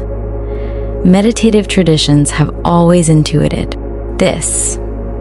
They teach that awareness can remain lucid in every state, dreaming, waking, dying. The practice of mindfulness is, at heart, lucid dreaming while awake. You watch thoughts rise and dissolve without clinging, just as a lucid dreamer watches clouds of illusion pass. In that watching, peace unfolds naturally. Science observes the same effect in neural patterns. Experienced meditators show increased gamma coherence across hemispheres, meaning their brains maintain harmony between imagination and perception. They dream consciously while awake and awaken consciously while dreaming. This balanced state produces profound calm because conflict between inner and outer dissolves. Dreams, therefore, are not escapes, but rehearsals for enlightened perception. Each night you practice surrender, compassion, creativity, and rebirth. Each morning you return better prepared to navigate the world's illusions with gentleness. Consider the moments when you wake from a powerful dream and carry its mood into the day. Serenity, courage, love. For hours, reality glows with a subtle radiance, as if colored by the residue of imagination. That feeling is evidence of continuity. The boundary between states is porous. What you cultivate in dreams continues in daylight. Neuroscientists studying emotion regulation confirm this continuity. Positive dream content correlates with improved social behavior. Resolving conflict in dreams predicts reconciliation in waking life. The mind rehearses harmony. The more you honor your inner narratives, the more skillfully you compose your outer ones. Now imagine consciousness as an ocean. Each thought, each dream, each life is a wave. When the wave subsides, the ocean remains. The dream is the crest, temporary yet luminous. During deep meditation or the quietest sleep, the wave remembers it is water. In that remembrance lies freedom from fear. At the frontier of physics, scientists find metaphors that echo this insight. Quantum fields underlie matter. Particles are ripples in invisible energy. Observation gives them location, just as attention gives dreams form. The universe, seen this way, is awareness observing itself. Every atom participates in the grand act of noticing. Dreaming may be the mind's intimate participation in that cosmic process. When you imagine a landscape, you are performing in miniature what creation itself performs on a cosmic scale, bringing potential into expression. The act of imagining is sacred because it mirrors the universe's own method. From this perspective, every night is a renewal of creation. You dissolve into formlessness and emerge as world builder. The small private universes you craft echo the vast one that holds you. To realize this is to feel reverence for rest itself. In hospitals, researchers studying near-death and profound sleep states have found consistent reports of overwhelming compassion, timelessness, and unity. These are not hallucinations in the derogatory sense. They are modes of perception freed from linear time. Brain scans show surges of coherent gamma activity just before unconsciousness or death. The same harmony seen in deep meditation and REM dreaming. Consciousness appears to crescendo before it quiets. The final dream may be the purest. Understanding this transforms how we live. If every night trains us in surrender, then life itself is a continuum of awakenings, each preparing us for the next. The mind that accepts sleep without fear will accept all change without resistance. To deepen this trust, cultivate awareness as you drift toward rest. Watch the moment of fading, not with control, but with curiosity. Notice how the sense of I softens. Thoughts slow, images flicker, breathing steadies.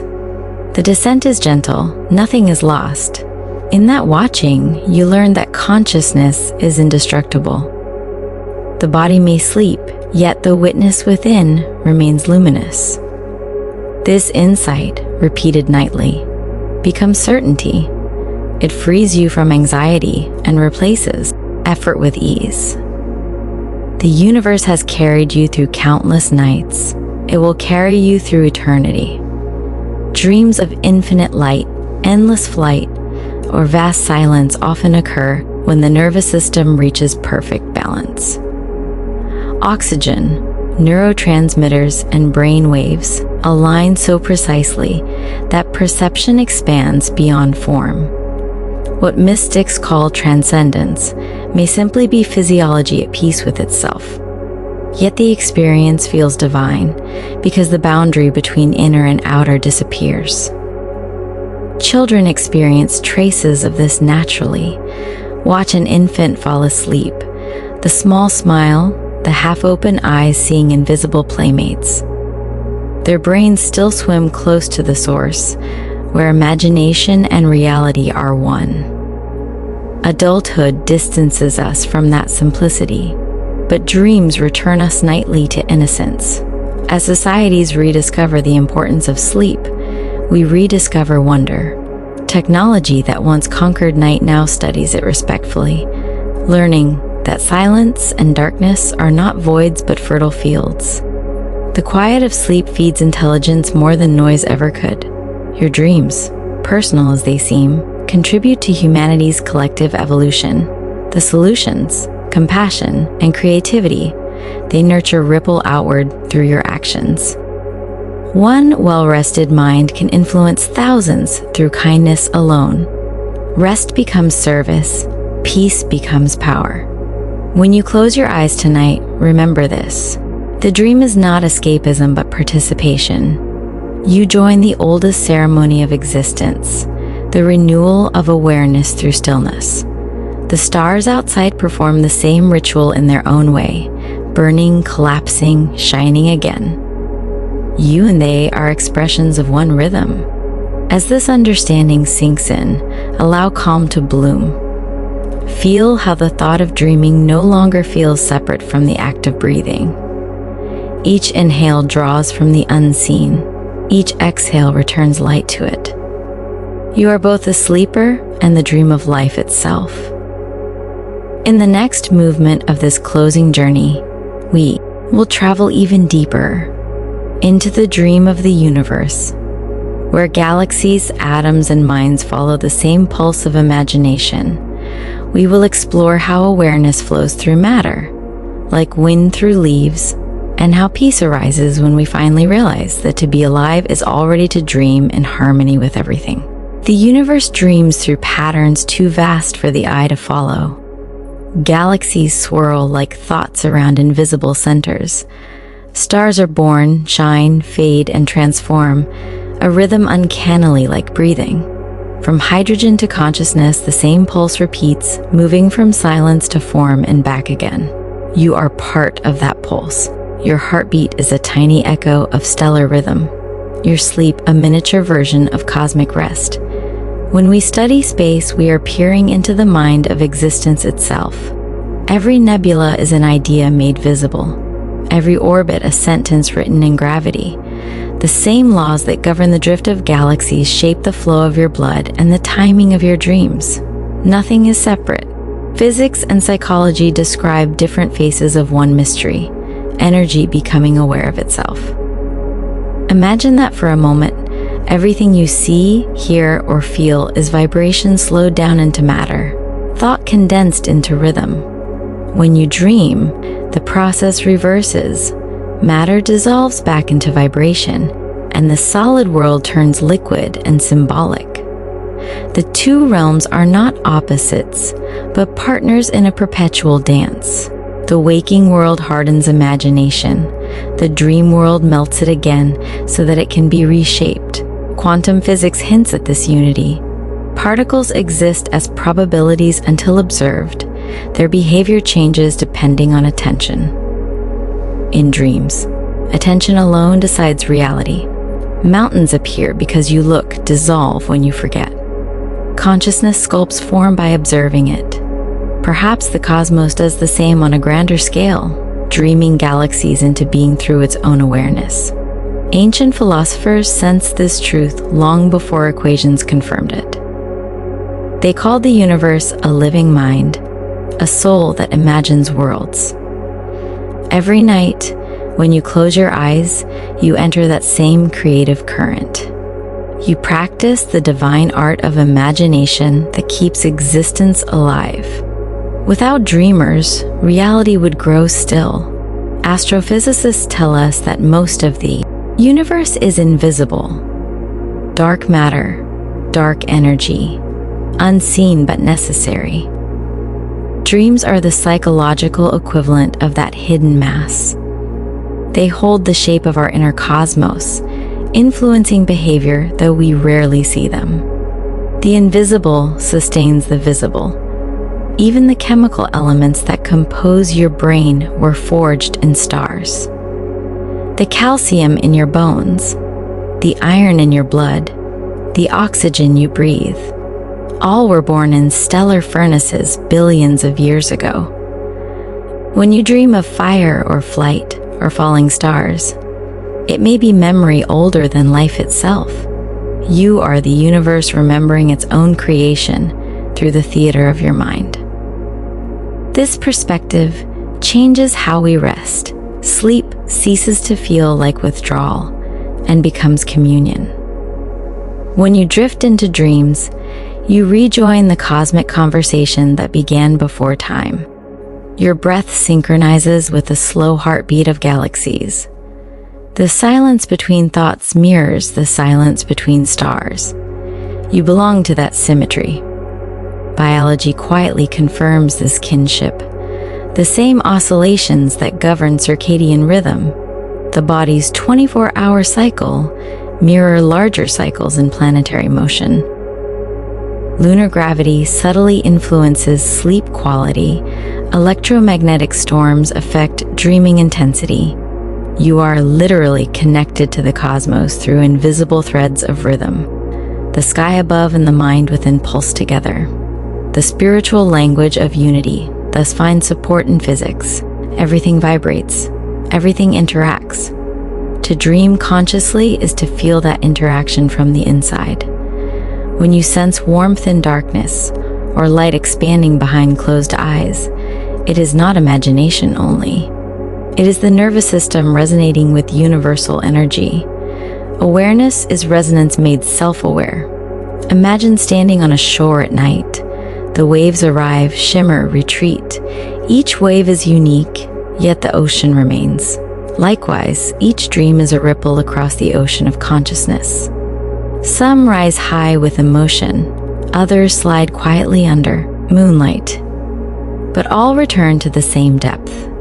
The ocean does not judge its waves. Awareness does not judge its dreams.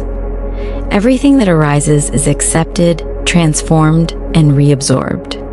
Modern neurotheology, the study of spiritual experience in the brain, shows that feelings of unity or infinity correspond to reduced activity in the parietal lobes, the regions that define boundaries. When those boundaries soften, the self merges with its surroundings. This is why transcendence feels limitless. The brain has stopped drawing lines. The same process occurs during deep REM and certain kinds of prayer or music. Biology and mysticism converge again. When people experience these borderless dreams, they often describe colors beyond perception, harmonies beyond sound. Neurologically, this may be synesthesia, sensory areas cross-talking. Philosophically, it is the language of the infinite speaking through finite circuits. The nervous system, stretched to its beauty, glimpses its own source.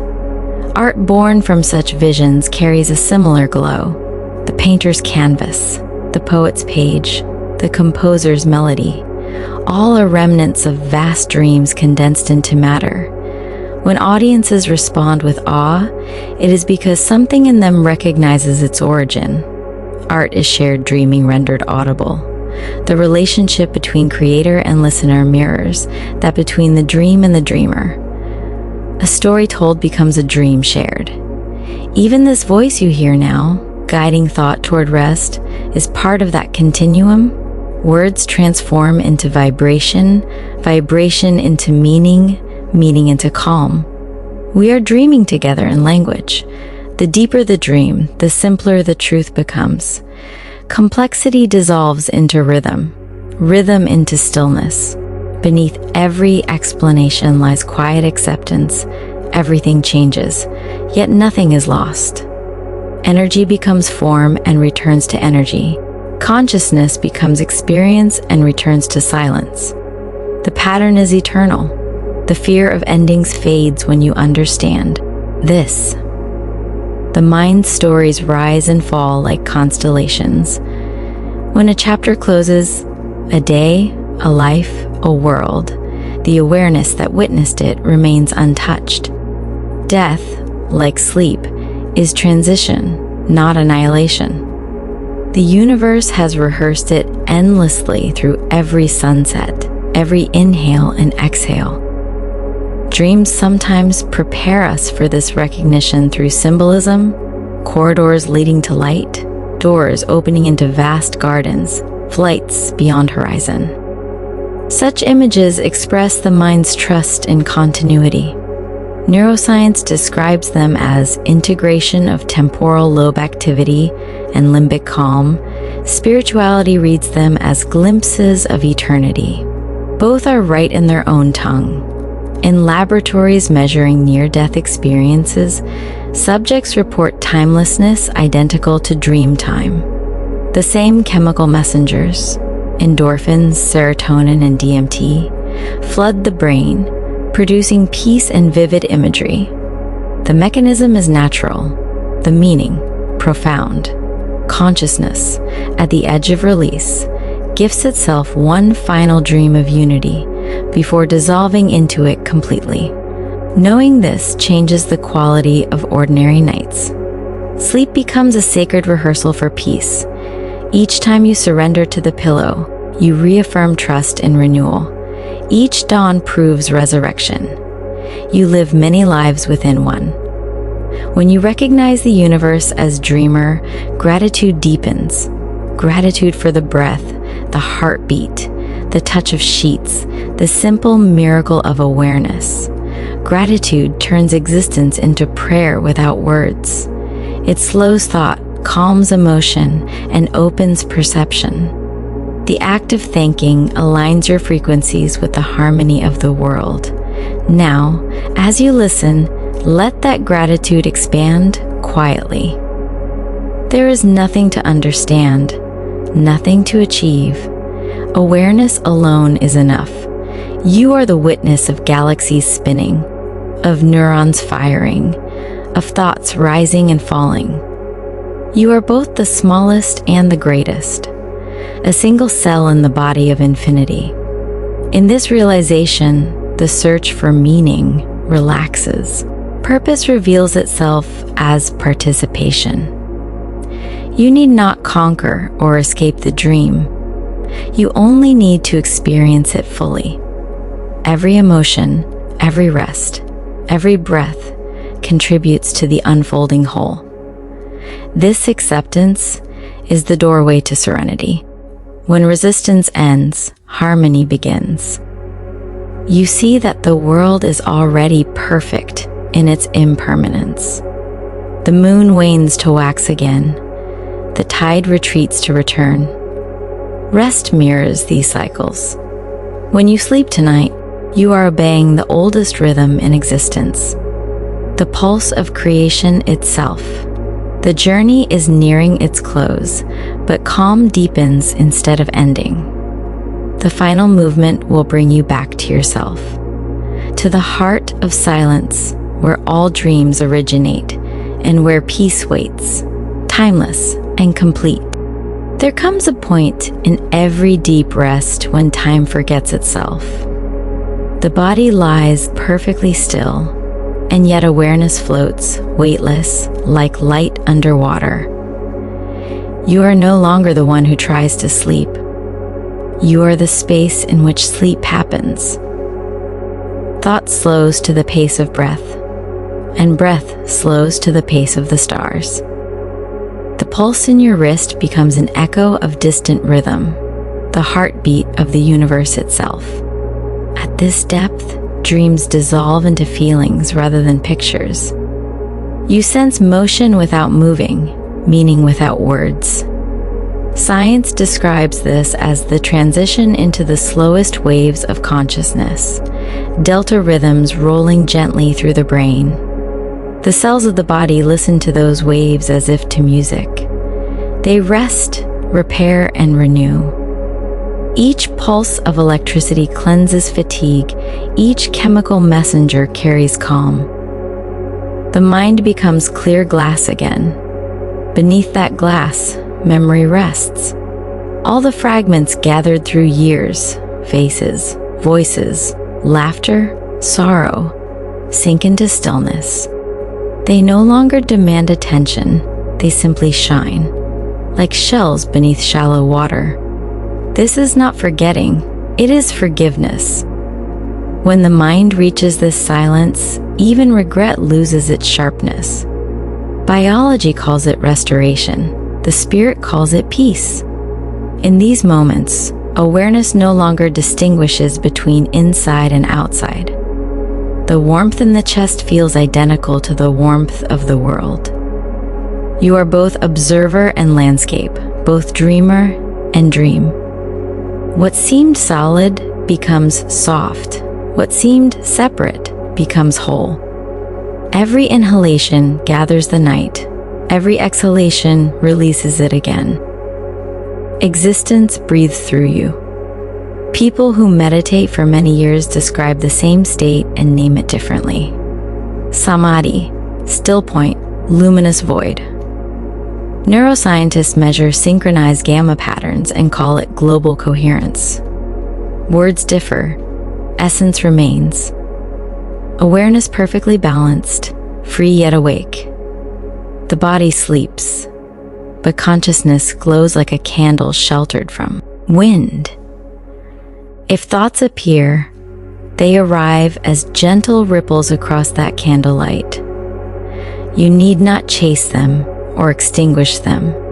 They fade naturally when attention softens. A thought about tomorrow, a memory of someone you love, a faint worry, all dissolve in the same quiet sea. The heart continues its patient rhythm, keeping time for eternity. This is the true center of rest. The moment when you realize that peace was never something to reach, it was the background of every experience, waiting for recognition. You have been carried here by biology, by rhythm, by breath, by the kindness of the night. Nothing else is required. The universe sustains itself, and you are included in its care. As awareness drifts even deeper, sound itself changes. The world seems to exhale.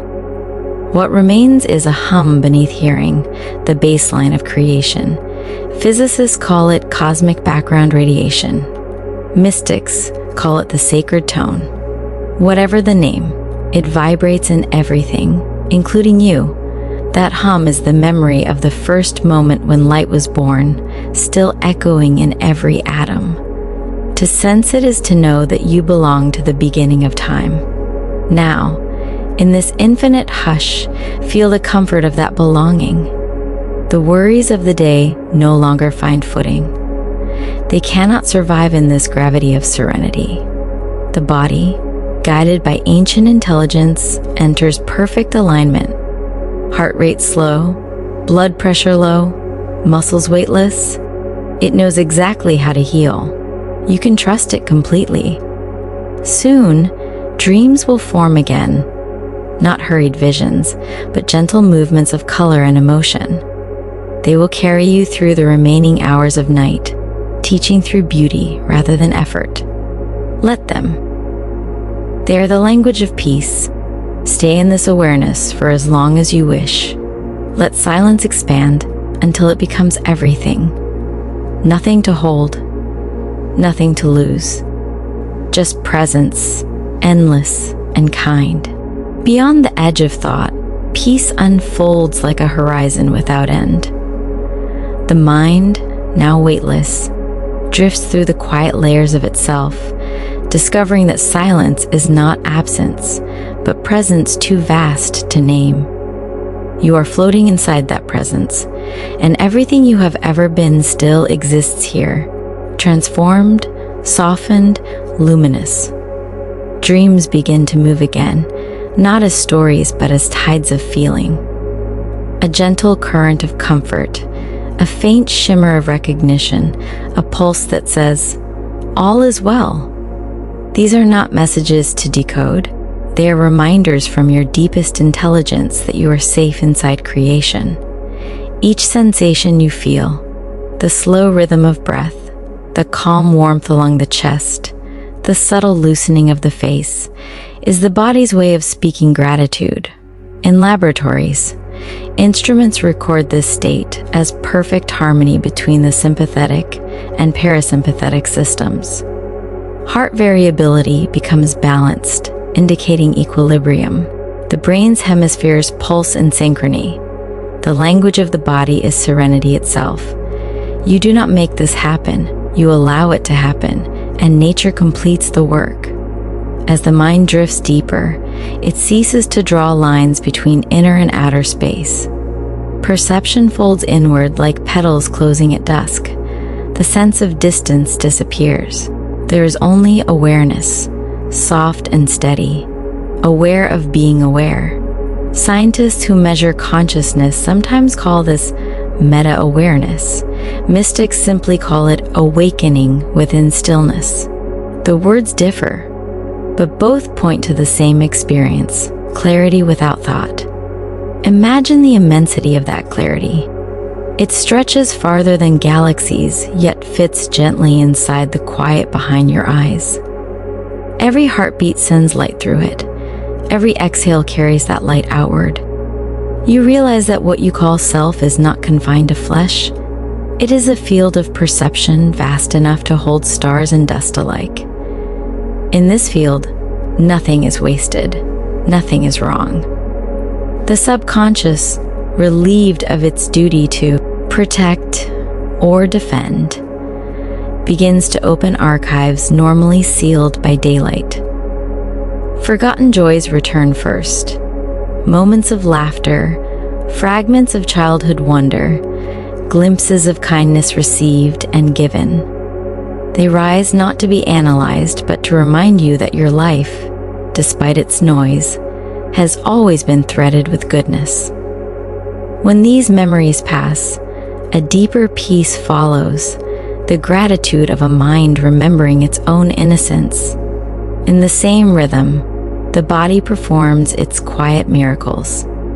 Cells divide and replace, hormones rebalance, neural pathways strengthen the lessons of calm. The immune system, freed from stress chemistry, refines its guardianship. The simple act of surrender becomes biological healing. Every organism knows this secret: rest is repair. Dream imagery now flows in larger waves. Perhaps a wide landscape appears. Mountains without names, rivers of silver light, paths that wind through nothing and everything. These forms are expressions of your inner geometry, shapes drawn by emotion rather than logic.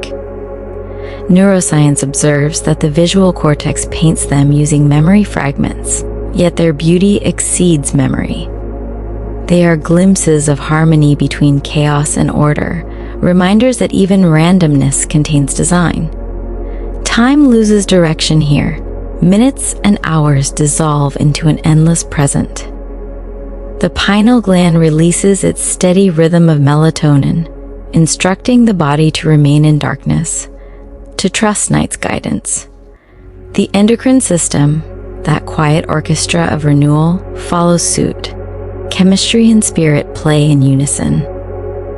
Across the world, millions are sleeping now. Their hearts beat in near-identical cadence. Their breathing forms an invisible chorus. Humanity, in its entirety, sighs and restores itself. To feel that is to sense belonging deeper than language. You are not a single sleeper, but part of a vast organism dreaming of balance.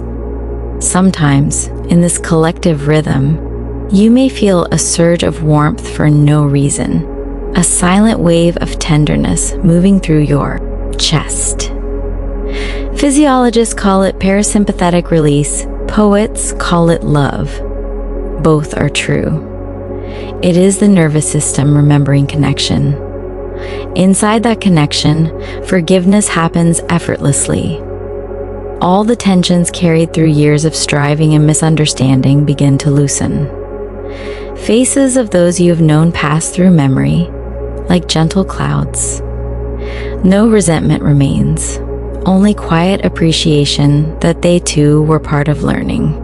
The mind understands that everything that ever happened contributed to wisdom. This understanding is not thought, it is sensation. It glows through the skin as ease. Should emotion rise, let it.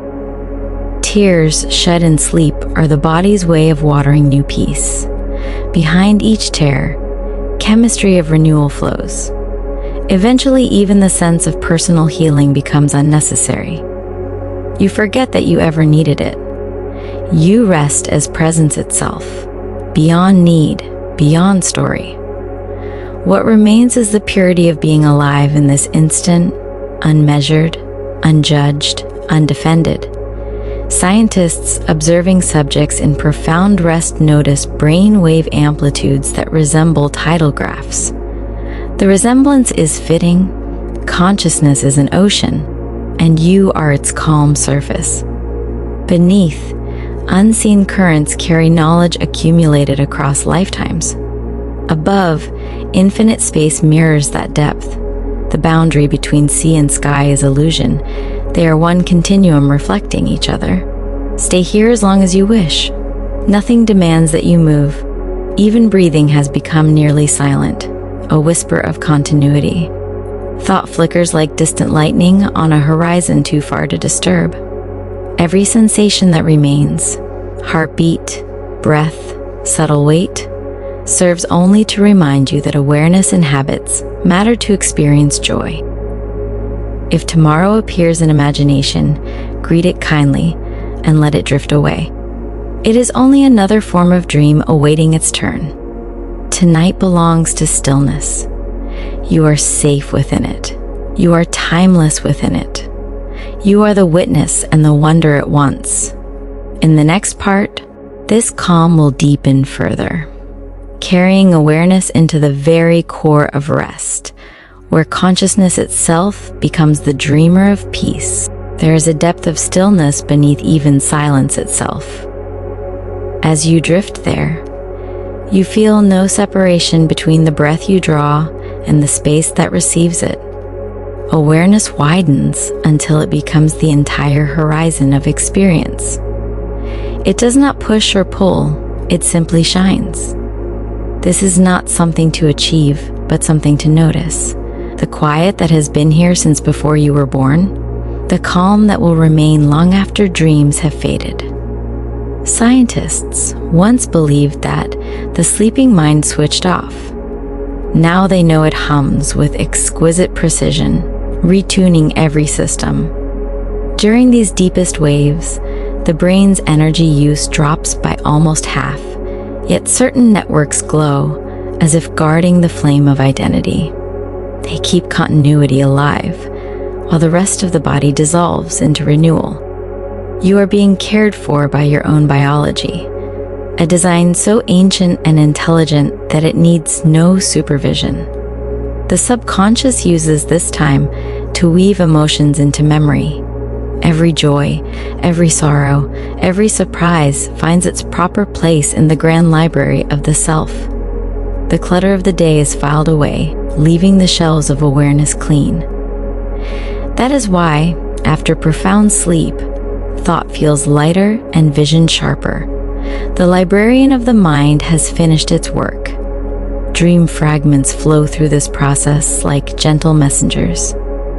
They do not interrupt, they assist, turning insight into story so that emotion can understand itself. Even if you never remember them, they perform their quiet therapy. It is said that forgetting dreams is mercy, because their task is done the moment you wake healed. At this level of rest, physical boundaries blur. The weight of limbs disappears. The edges of the body soften into the surrounding space. Neurologically, proprioception pauses. Spiritually, It feels like floating in infinite gentleness. Both are true. Your body, the instrument of experience, now vibrates in perfect resonance with calm. Imagine awareness as clear water filling a vessel. The vessel is your body, the water is your essence. As the muscles relax, the water finds stillness, and reflections become pure. The universe peers into that reflection and recognizes itself. Creation admires its own tranquility through your rest. Occasionally, a flicker of imagery returns. A doorway, a field, a soft path beneath invisible feet. These are invitations, not commands.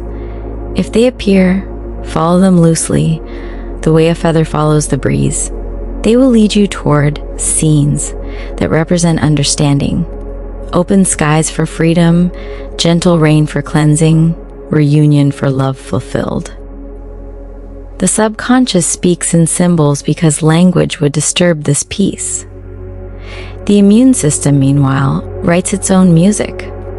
Cytokines, antibodies, and regenerative hormones circulate in measured rhythm, repairing microscopic injuries, neutralizing fatigue, building tomorrow's strength. Each process unfolds as silently as stars forming in deep space. Your participation is simply to rest. The body already knows the melody. Emotionally, this stage restores equilibrium. If the day carried tension, the balance of neurotransmitters now dissolves it. Serotonin rises gently, dopamine steadies, cortisol retreats. The chemistry of calm paints every cell with reassurance. It is as if the body whispers to itself, "You have survived another turning of the world. You may rest now." The brain, though seemingly asleep, orchestrates this perfection. Billions of neurons pulse in slow unison, each microcurrent a note in the hymn of survival. Every electrical spark remembers the purpose of life, to continue, to feel, to know. You are listening to that hymn from the inside, though it arrives without sound. When thought tries to form, it meets the softness of stillness and melts again. You begin to realize that awareness without content is not emptiness but fullness, the raw presence from which all thoughts once arose. The philosopher might call it pure consciousness, the physiologist, homeostasis. In both languages, it is harmony. Stay with that harmony. If emotion wells up, it is the heart remembering joy. If tears come, they are not sorrow but recognition, the spirit touching its own light. Time continues to dissolve. You might sense vastness, as though the entire history of the universe could unfold and close within a single breath. Delta waves ripple like cosmic tides, drawing awareness ever deeper toward the ground of being. There is nothing to fear here. You have crossed this ocean countless nights before. Each voyage polishes the soul a little brighter. Should words appear in the mind, fragments like thank you, peace, or home, let them drift through. They are final echoes before pure silence.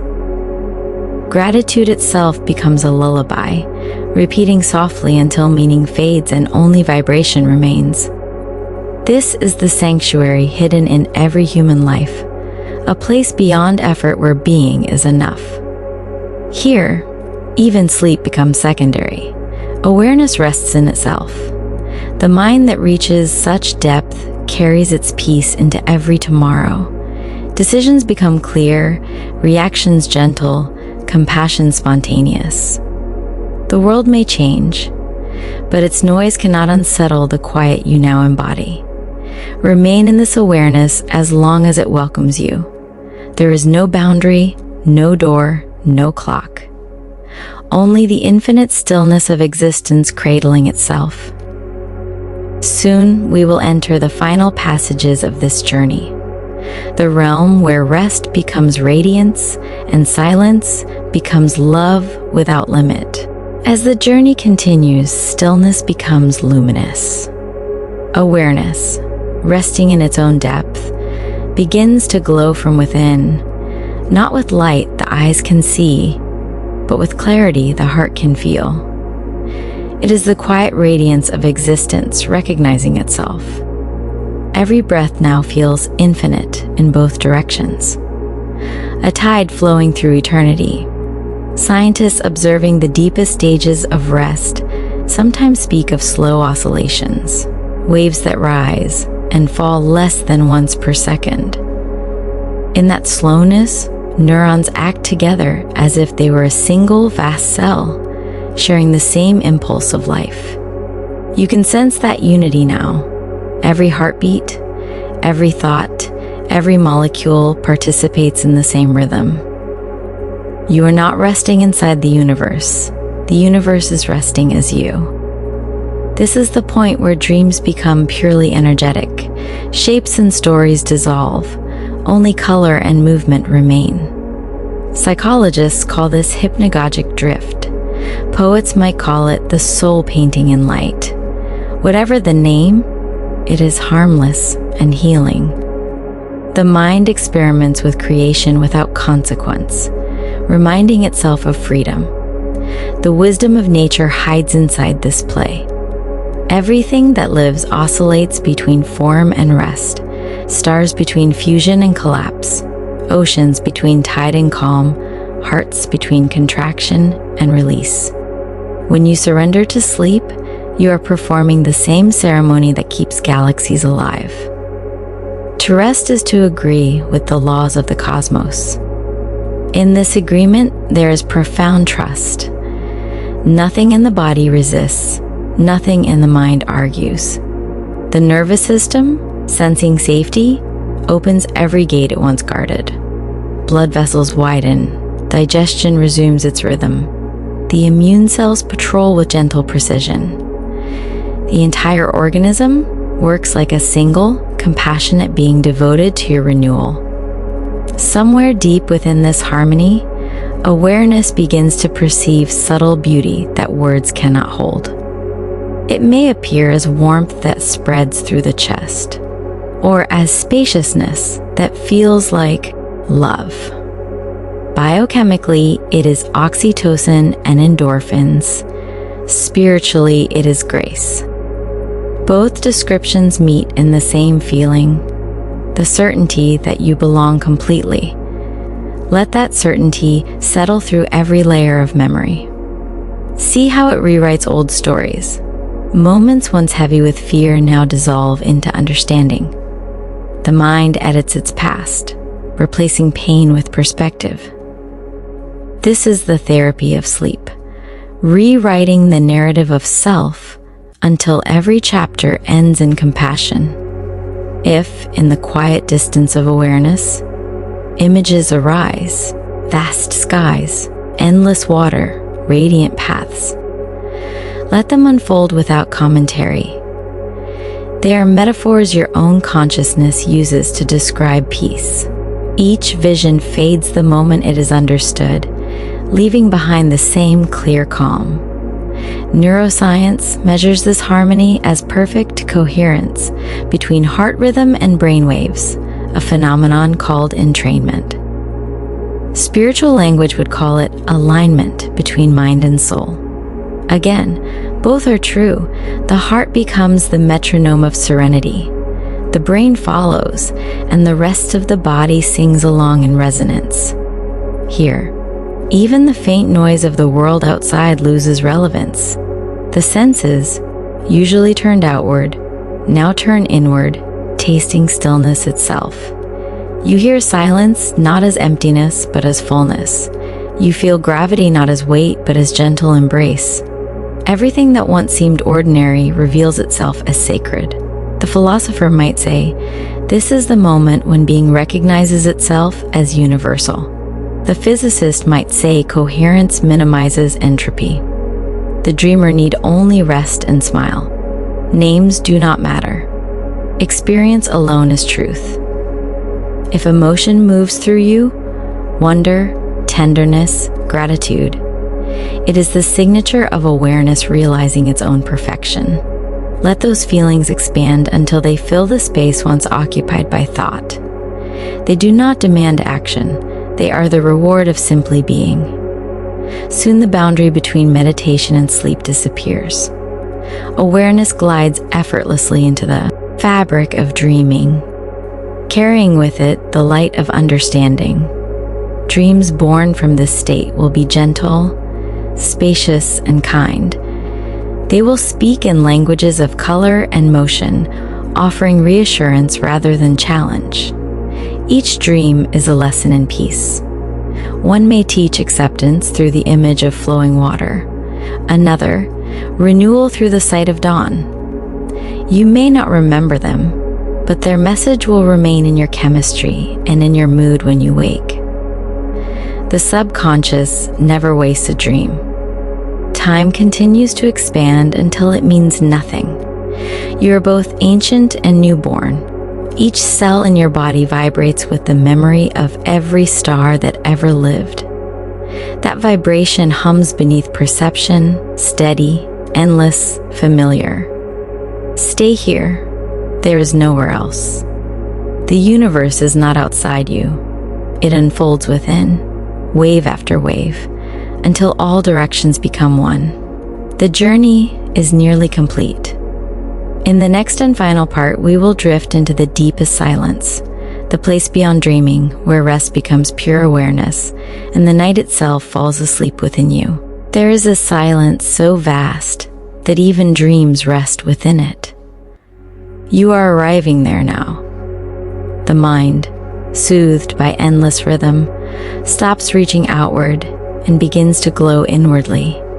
Awareness floats like a lantern on a still lake. The water is perfectly smooth, the air weightless. The only movement is the faint widening of peace itself.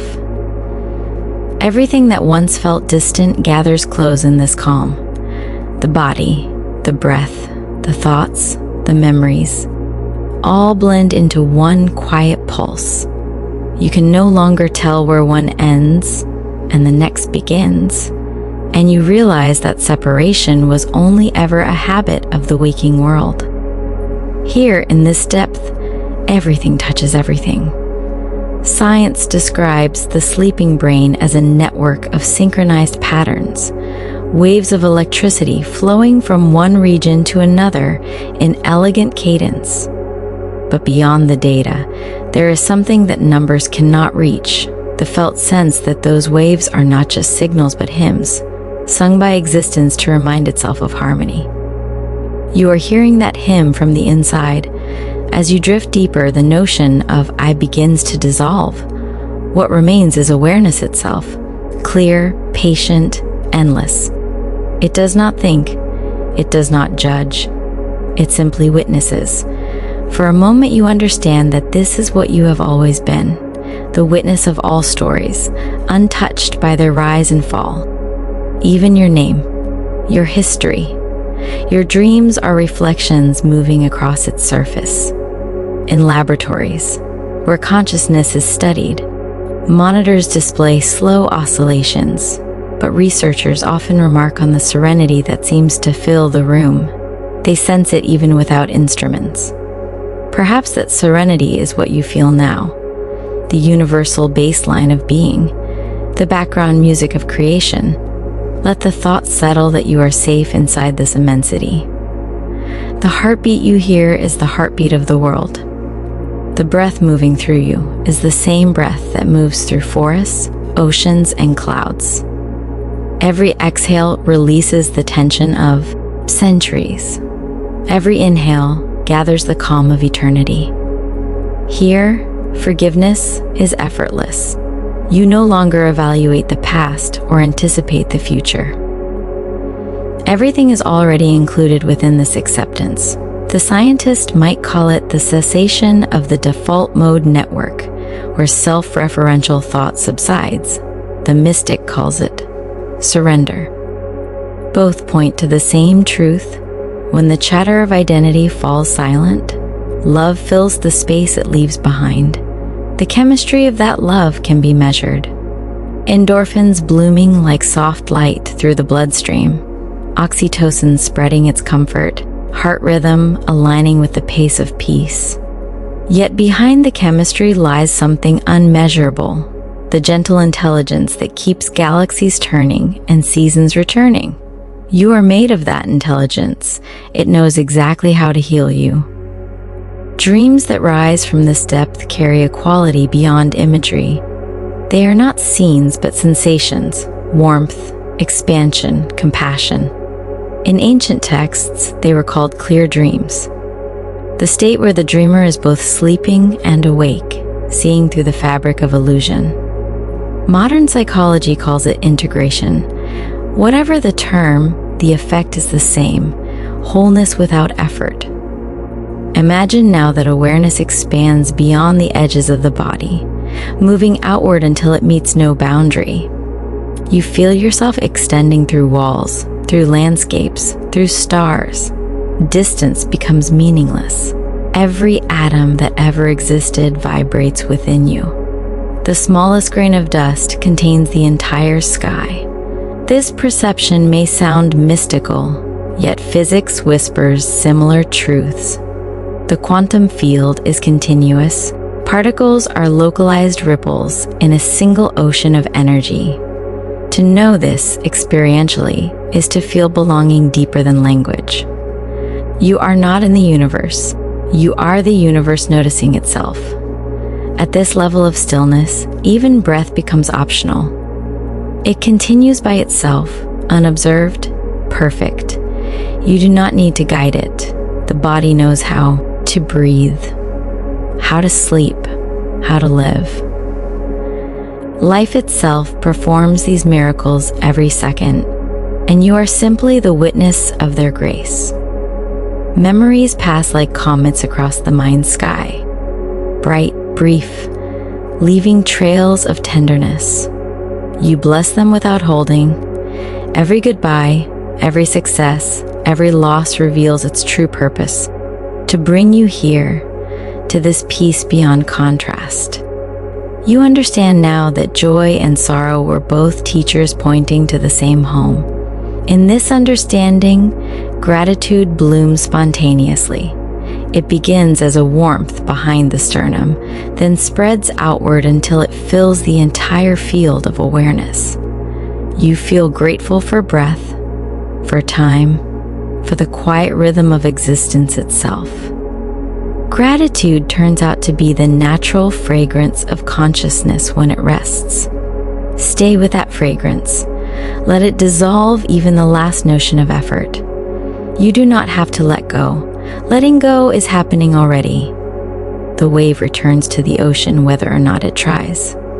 If faint images appear, soft colors, faces, landscapes, regard them gently. They are expressions of gratitude taking shape.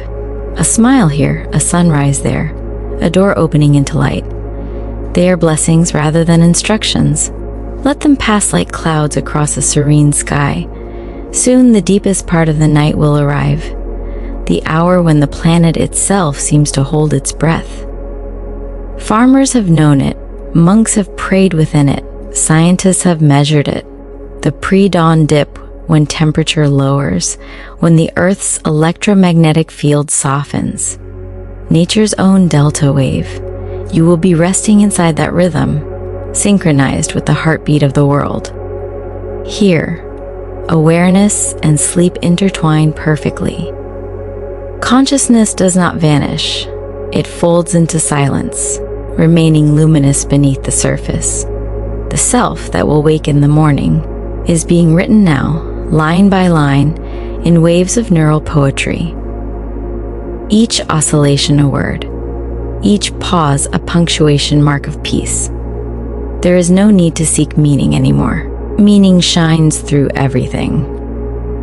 The simple act of existing becomes sacred. You realize that even this peace is not an achievement, but your original condition. What you were before you were born, what you remain after every dream. If language could fade completely, it would.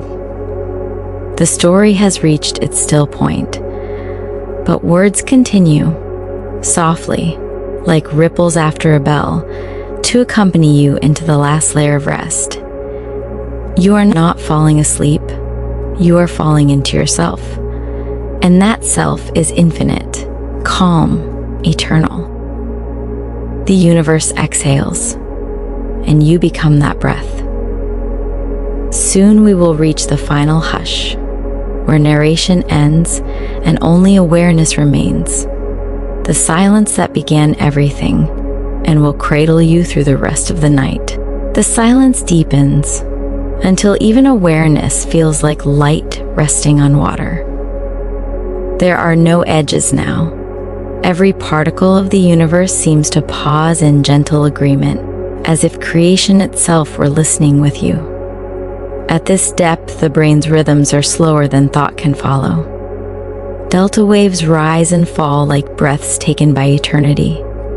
The nervous system, perfectly balanced, begins to hum with coherence so complete that scientists struggle to describe it. It is not sleep in the ordinary sense. It is communion, matter remembering that it was once light. If there is still a trace of I, it watches with quiet amazement. No judgment, no story, just witnessing the perfection of existence unfolding. The mind realizes it does not need to think to understand. Understanding happens by itself, the way dawn happens after night. Every so often, awareness flutters at the threshold of a dream, a hallway without walls, a field of soft brightness, a sound that is also color. These are thresholds of creation. They form and dissolve because they are testing the edges of imagination. They mean nothing, and yet they mean everything, for they prove that life is still painting new worlds even in rest. The heart continues its patient rhythm. Each beat sends warmth through the veins, and that warmth spreads through every tissue like a benediction. Oxygen becomes light, light becomes calm. The body, that ancient temple of experience, has never been more at peace. Somewhere far within, you sense an echo, the memory of your first breath. The beginning of life was not loud, it was a whisper. The same whisper speaks now, saying simply, "You are." That phrase contains all truth. You are before thought, before form, before name. To hear it is to return home. If the intellect asks what this means, let it rest. Explanation belongs to the waking world. Here, there is only experience, pure, direct, simple. You are awareness aware of itself, shining without source. The mystic calls it unity. The scientist calls it integration. The dreamer calls it peace. In this unity, even the distinction between night and day fades.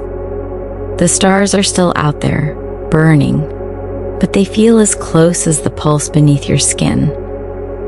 Space and body, cosmos and consciousness merge into one vast rhythm. You can feel the turn of the earth as your own slow heartbeat. Time loses all direction. Past and future collapse into a single, endless now. The neurons that once measured seconds now rest in timeless synchrony. What remains is presence, silent, radiant, whole.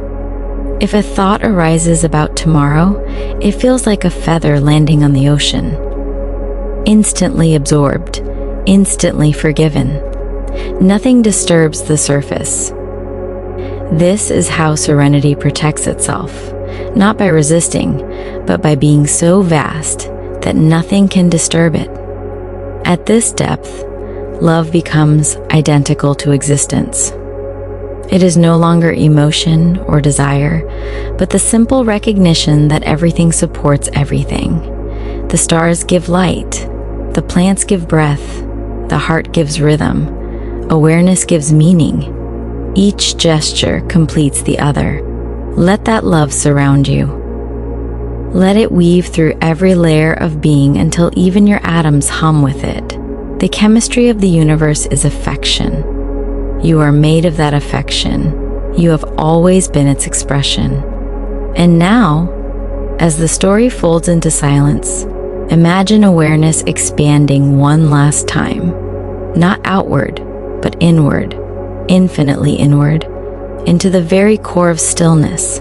There, in the center of nothing, you discover everything. The source that dreamed galaxies also dreams you, and in recognizing that, it rests. The narrator's voice grows quiet now. The words become softer, slower, spaced by long pauses of peace. They are not instructions anymore. They are echoes fading into calm. Soon, there will be no words left at all. Only the pulse of existence, steady and kind. You will drift through that pulse as effortlessly as light through clear water. Sleep will not take you. It will welcome you. If you wake before morning, you will find this peace waiting exactly where you left it. Peace does not depart. It simply hums beneath perception, patient as gravity, faithful as breath. And when dawn comes, you will open your eyes gently. The first light will feel like continuation, not return. You will know that rest and waking are two sides of one infinite awareness. You will carry the stillness of the night into the motion of the day. For now, stay here. There is nowhere else to be. The universe is dreaming, and you are its dream. The universe is breathing, and you are its breath. The universe is at peace, and you are its peace. All sound fades, all motion quiets. Only awareness remains. Good night.